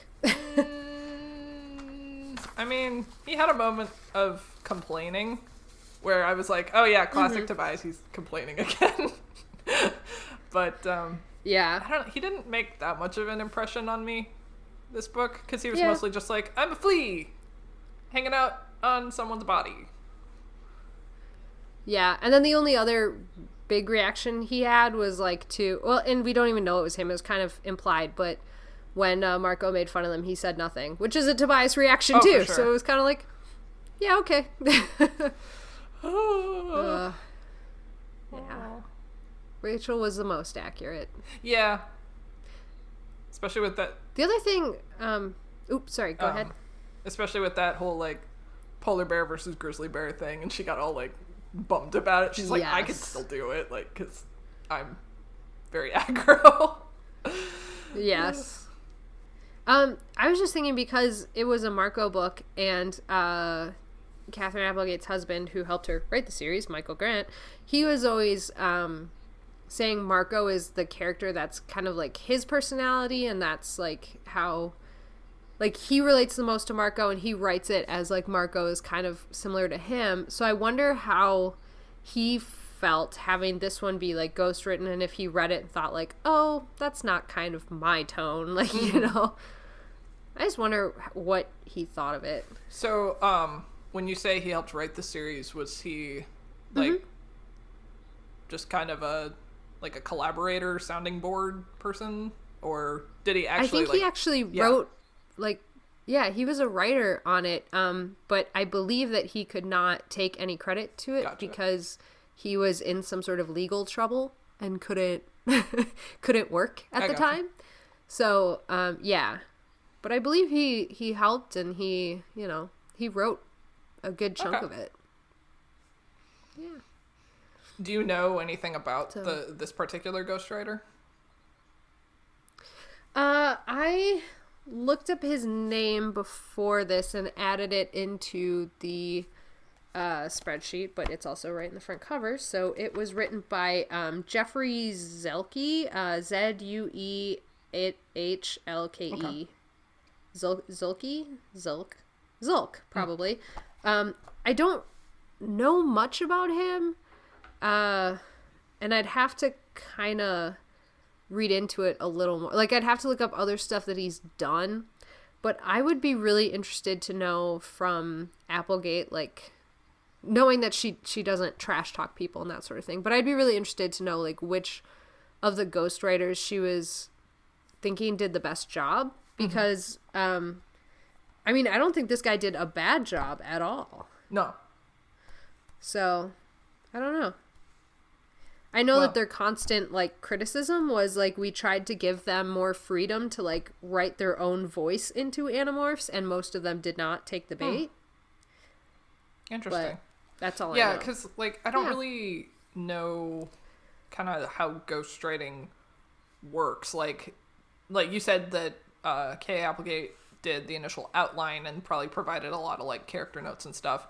But, like, if then Jeffrey writes the book, does she have any input after the fact? Like, does she do revisions, or do they just send it right to Scholastic, or, like, what's...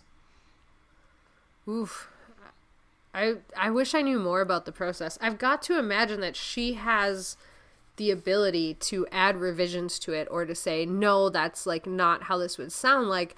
But the other thing is we're working with such a tight deadline. Yeah. Like, it's a monthly deadline, right? So there's got to be a point where, like, the editors just say, this is what it is. We gotta go. Like, Sure. So, I don't know. Yeah, that would be really interesting to hear more about how that works. Yeah. Huh, I'd be interested anyways. I do take umbrage with the writing of my darling Axe, though. Just saying. Yeah. Yeah, I don't think he quite nailed that character. Oh, well. That was definitely the furthest apart for me, and then I'd say probably Jake was the next most. Then Cassie, Marco, Rachel, Tobias. Yeah. Yeah. Well, shall we rate the characters since we're kind of talking about this? Yeah, like, let's rate the characters. Oh, no. This is going to be a weird one for you because you can't 5-star Axe. Yeah, I'm not going to. This will be the first time. Hopefully the only time. Ooh. All right, give me your ratings. All right, start with Jake. I don't know. Yes. Sorry, I was drinking coffee. How dare you? I know. Honestly, Jake just didn't have much to do, and when he did have much to do, he just wasn't really likable for me. Yeah. I have a feeling this is going to be lower ratings for everybody, so probably like a 2 for Jake. 2 or Yeah, 3. I was just debating between a 1 and a 2 because I Really? just really, like, that wasn't Jake to me. Jake doesn't scream for no reason, and he doesn't, like, freak out. Like, ugh. But then he was okay in the Arctic. I'm gonna give him a 2. Okay. Yeah. And then Rachel. Rachel I liked a lot. Yeah, I'd probably give her a 5. Because she was the best and most accurate, I think, for me. Yeah. This is going to be very varied. It is. I'm going to give her a 4 because she didn't bite Marco when he made that comment. She got knocked a point. Yeah, she gets knocked a point for that. Also because anytime somebody uses the words your honey or your hubby, my skin crawls. There's something about those particular endearments that I just heave. Like, I hate it. So she gets 4. She gets 4 for not kicking Marco's ass. Yeah. Because you personally hate the word honey. Yes. I never said these were fair ratings. So she gets 4 stars from me. Jesus. Well, I mean, honey is just so often used as, like, a very condescending thing to call somebody. Oh my God, so I can definitely, like, Yeah. relate. Thank God. It's the worst. Tobias. Again, he didn't really do much or make a big impression on me. But there was nothing really wrong with him except for that weird, like, I'm a flea, what am I gonna see? Sort of comment. So probably a 3. You could end up on her butt. You don't know. Gross. Gross. I'm sorry. I said my butt. Jake apologized for his butt. Yes. Yeah. 3? Yeah. Yeah. Pretty neutral score. Yeah, him, just I would say. middle of the road. 3. Yep. All right.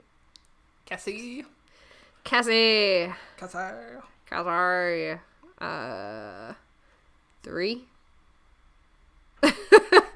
Just 3s all around. I don't know. She's fine. Yeah. I liked her points. I want 3.5, 4. I don't know. Yeah, I was just gonna give her a 4 because that excellent point. Do you think I would like that line resonates with me? That whole do you think I would put an animal alive? Yeah, that's like a big growing point for her. I'm gonna give her 4. Yeah, I'm gonna give her 4 as well. All right, Marco. Again, not my favorite Marco, but I don't know though. You seem to always not particularly love Marco books. Yeah, but that's because he's usually very angry or stupid, and I don't like that. But he wasn't really angry or stupid in this book, but I also kind of felt like that wasn't the Marco I've come to know. So I don't know. I'm having a weird kind of like whiplash here. Yeah, because it's like he didn't do the things that I hate, but also I got this new version and I still hate it. Not hate. Hate's a strong word, but you know. Jeez. You did what I wanted and I still didn't like it. But that said, like, when we're scoring characters in their own books, because we have that character's the most fleshed out in that book, I want to give them a higher score just because I saw a wider range from them. You know what I mean? True. Yeah.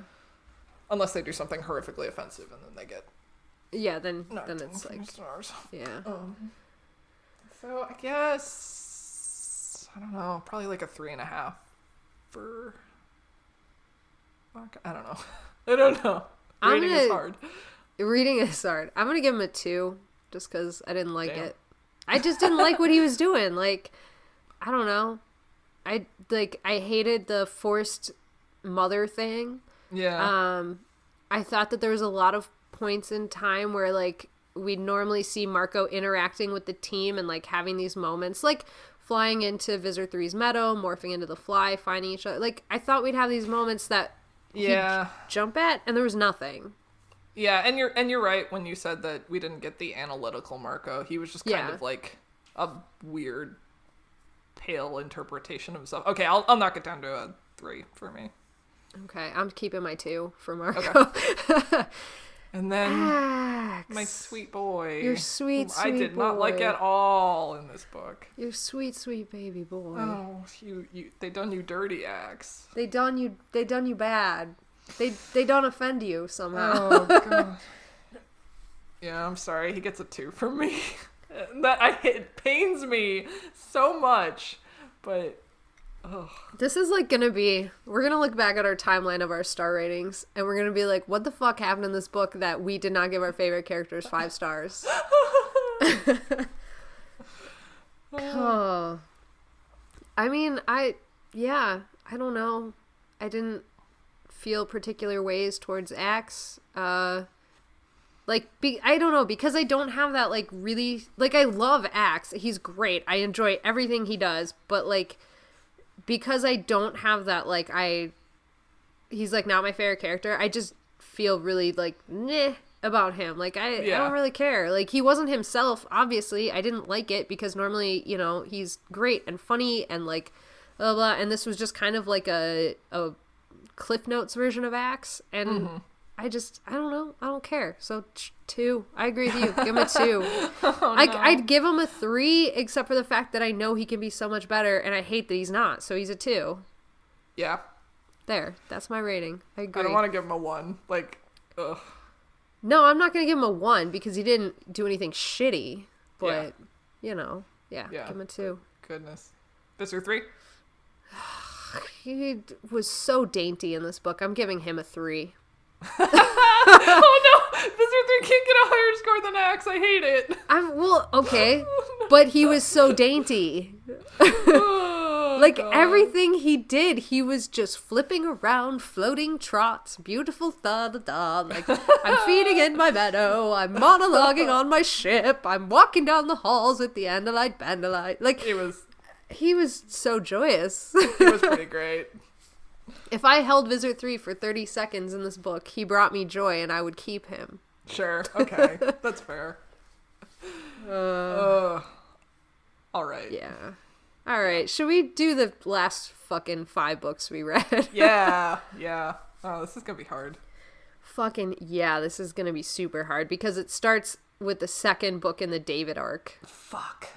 Yeah. And then Rachel's the third book in the David arc. And then we have Tobias's book where he finds out about his lawyer's alleged uncle's alleged dad's whatever. And then we have the Helmicron book. I know where that falls on your scale. Not high. Not high at all. And then we have this book, this Arctic book. Yeah. So. Oh dear. What's your rating? Should I go from 5 to 1 or from 1 to 5? You do you, man. Okay. So, let's be honest. I didn't enjoy reading what happened in the David books because they were so horrific and I fucking hate David. But those books were fucking great. And just, I've been listening to our old episodes and just like reliving them and just being like, I fucking hate David, but this book made me feel like all the emotions. Yeah. So I'm going to go with Rachel's David book as my number one. Nice. And then I'm going to detour a little bit and then go, I did love the Helmicron book for number two. Then the other David book, Jake's. And then the Tobias book and then this book. And that's my top five.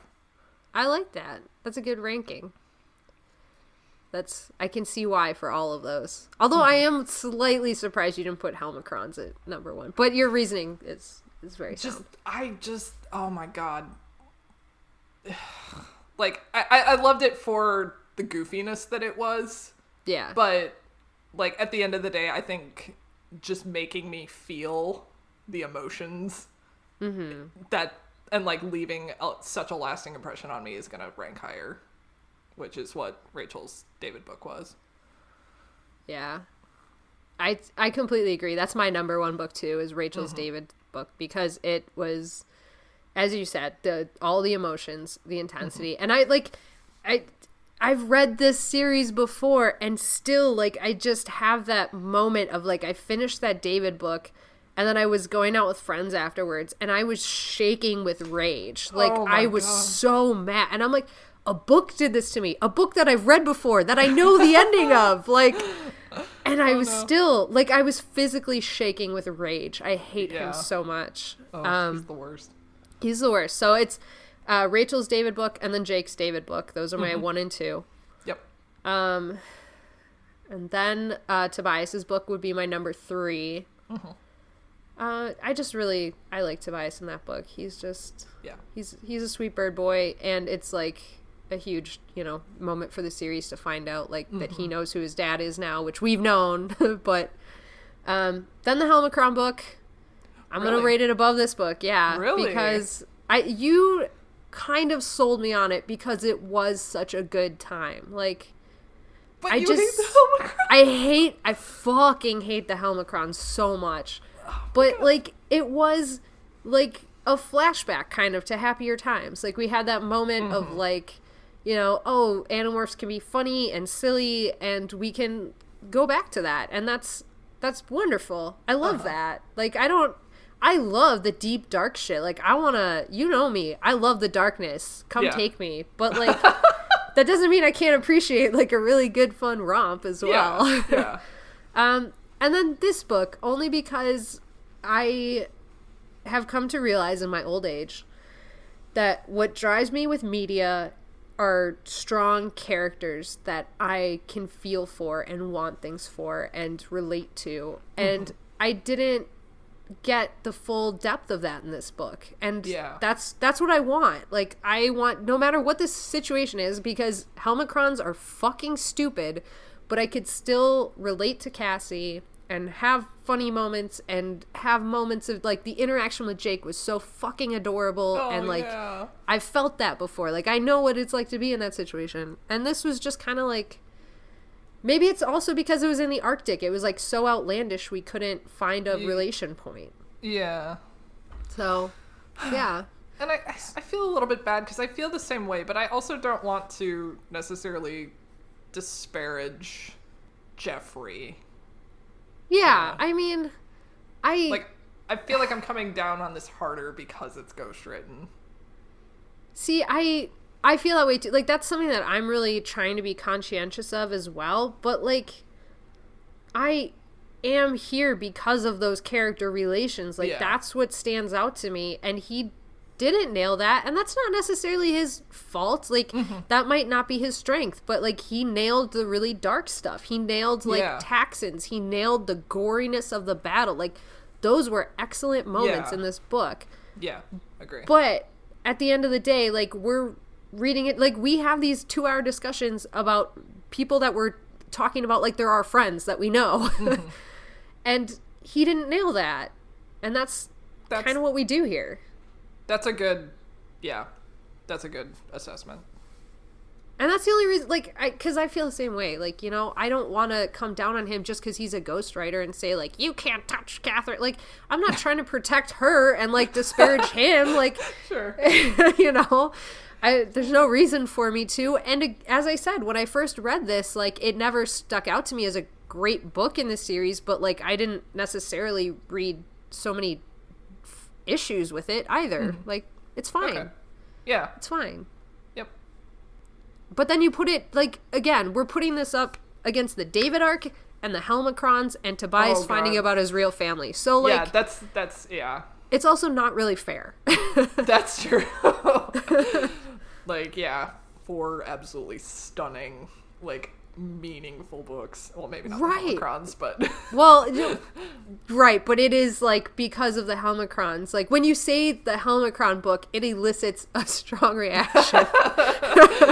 One way or another. Yeah, exactly.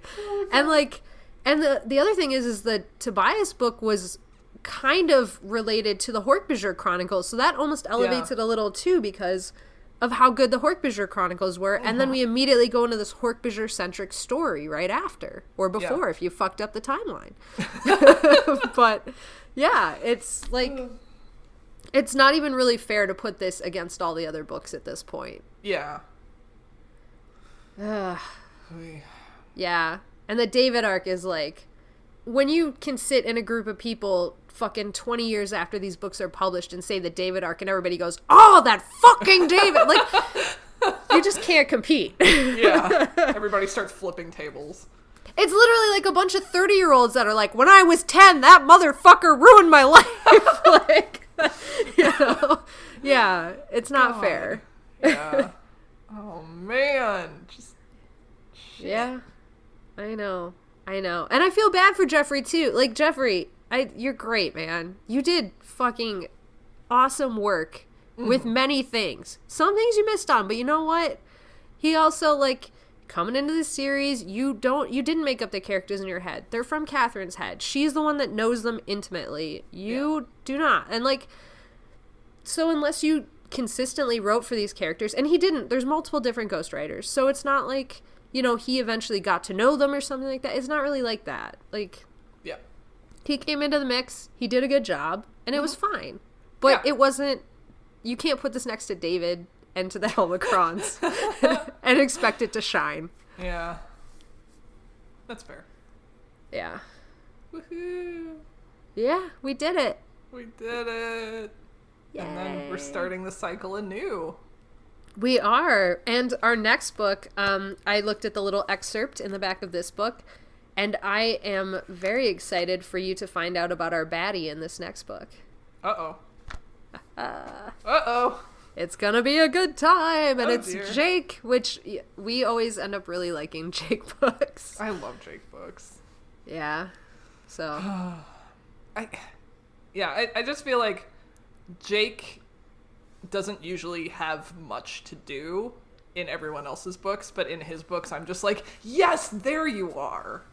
Yeah, and it's like, oh man, it's so much a reflection when you read his books and he's talking about, like, I'm holding it together for the team, I am in charge of the team, like, I have to act like the leader, and it does make for such a bland character in the other books, but then when you get in his head, it's like, holy shit, wait, this is really good. You are so complex and nuanced. Yeah, exactly. And you just never show it. Like, which is, like, I wouldn't even say it's a detriment. You kind of want to say, oh, that sucks that you don't see it all the time. But that's such incredible show me, don't tell me writing. Yeah. Like, it's awesome. So, I won't knock it. I'm excited. I'm excited too. And I packed up the next 4 books. I think it's 4 books before we get to Megamorphs 3. And, like, I was looking at them and I'm just really excited for the breadth of stuff that we're about to be reading. Like, it's gonna be a wild ass ride. Cool. Yeah. Yeah. Awesome. So any final words, I guess? No. I'm good. Cool. All right. Cool. Cool. Well, if you, dear audience, dear listeners, who we love so much, have any final parting words for us, or continued words for us, or beginning words for us, you can email us at anonymousanimorphs@gmail.com. You can check out our website, which is animorphsanonymous.com. You can find us on Facebook, which is, for the main Facebook, just search Animorphs Anonymous. Or to join our super secret, super awesome group, you can go to facebook.com/group/Animorphs Anonymous. And we are the Andalite Bandalites. And there is so much cool stuff there, but I did want to call out one thing before handing it off here, that one of the people on there, whose name I will, hopefully Kaycie will look up behind my back while I talk about this, wrote a short story from a joke that we made the other week, which was about Tobias collecting stamps. And they wrote this amazingly adorable and awesome short story that they asked us not to share, so we won't. But if you join the Andalite Bandalites, you might be able to go check that out. And it was adorable and awesome, and I love it. So, was it Aaron Eisler? Yes. Nailed it! That was from memory! Fuck yeah! Dang. So, that was some there skills. We go. That was fucking amazing. Woo! So, yeah. It was adorable. I concur. It was amazing and lovely. And I remembered the name last minute. Very good save. Oh, yeah, Jesus I was having Christ. butterfingers and typing was hard, so I was like, Andaloot, Bandaloots. And the loops. Oh, man. All right, where else can... Oh, wait. We also have an Instagram, don't we? And it's at Animorphs Anonymous. And we also have a Twitter, which is at Animorphs Anon. Okay, what else? Tell me more. All right. Find us on all podcast services that we basically know of as a collective human group, including GooglePlay, Stitcher, Pocketcasts, iTunes, Podcast Republic, Spotify, etc. Etc. Nice. is not a podcast service. I just said but it. If it were, we would probably be on it. Yeah. All right, tell me about your comic, though. I have a webcomic. It's called Beside You. You can find that at bsideyoucomic.com. I also have a Patreon, which I update weekly with pages that you can read ahead if you care to sponsor me. And yeah, it's fun. I make it with my hands. It is fun. And I already have a favorite character, but I will tell none of you about it, and it's not Rachel this time. Oh, no. Gosh. Shit. All right, well, should we get out of here before we freeze to death in the Arctic tundra of recording? Yes, I'm into it. All right. Well, not anymore, because climate change. It's still freezing where I am. It's fucking cold as shit. I'm jealous. No, you wouldn't be if you were in a polar vortex. Oh, is that still happening? I'm so sorry. It's, I think, kind of over, but also the temperature is never recovering, and also global warming, we're all going to die. Yeah. And on that terrible disappointment... Oh, God. All right. Bye. Bye.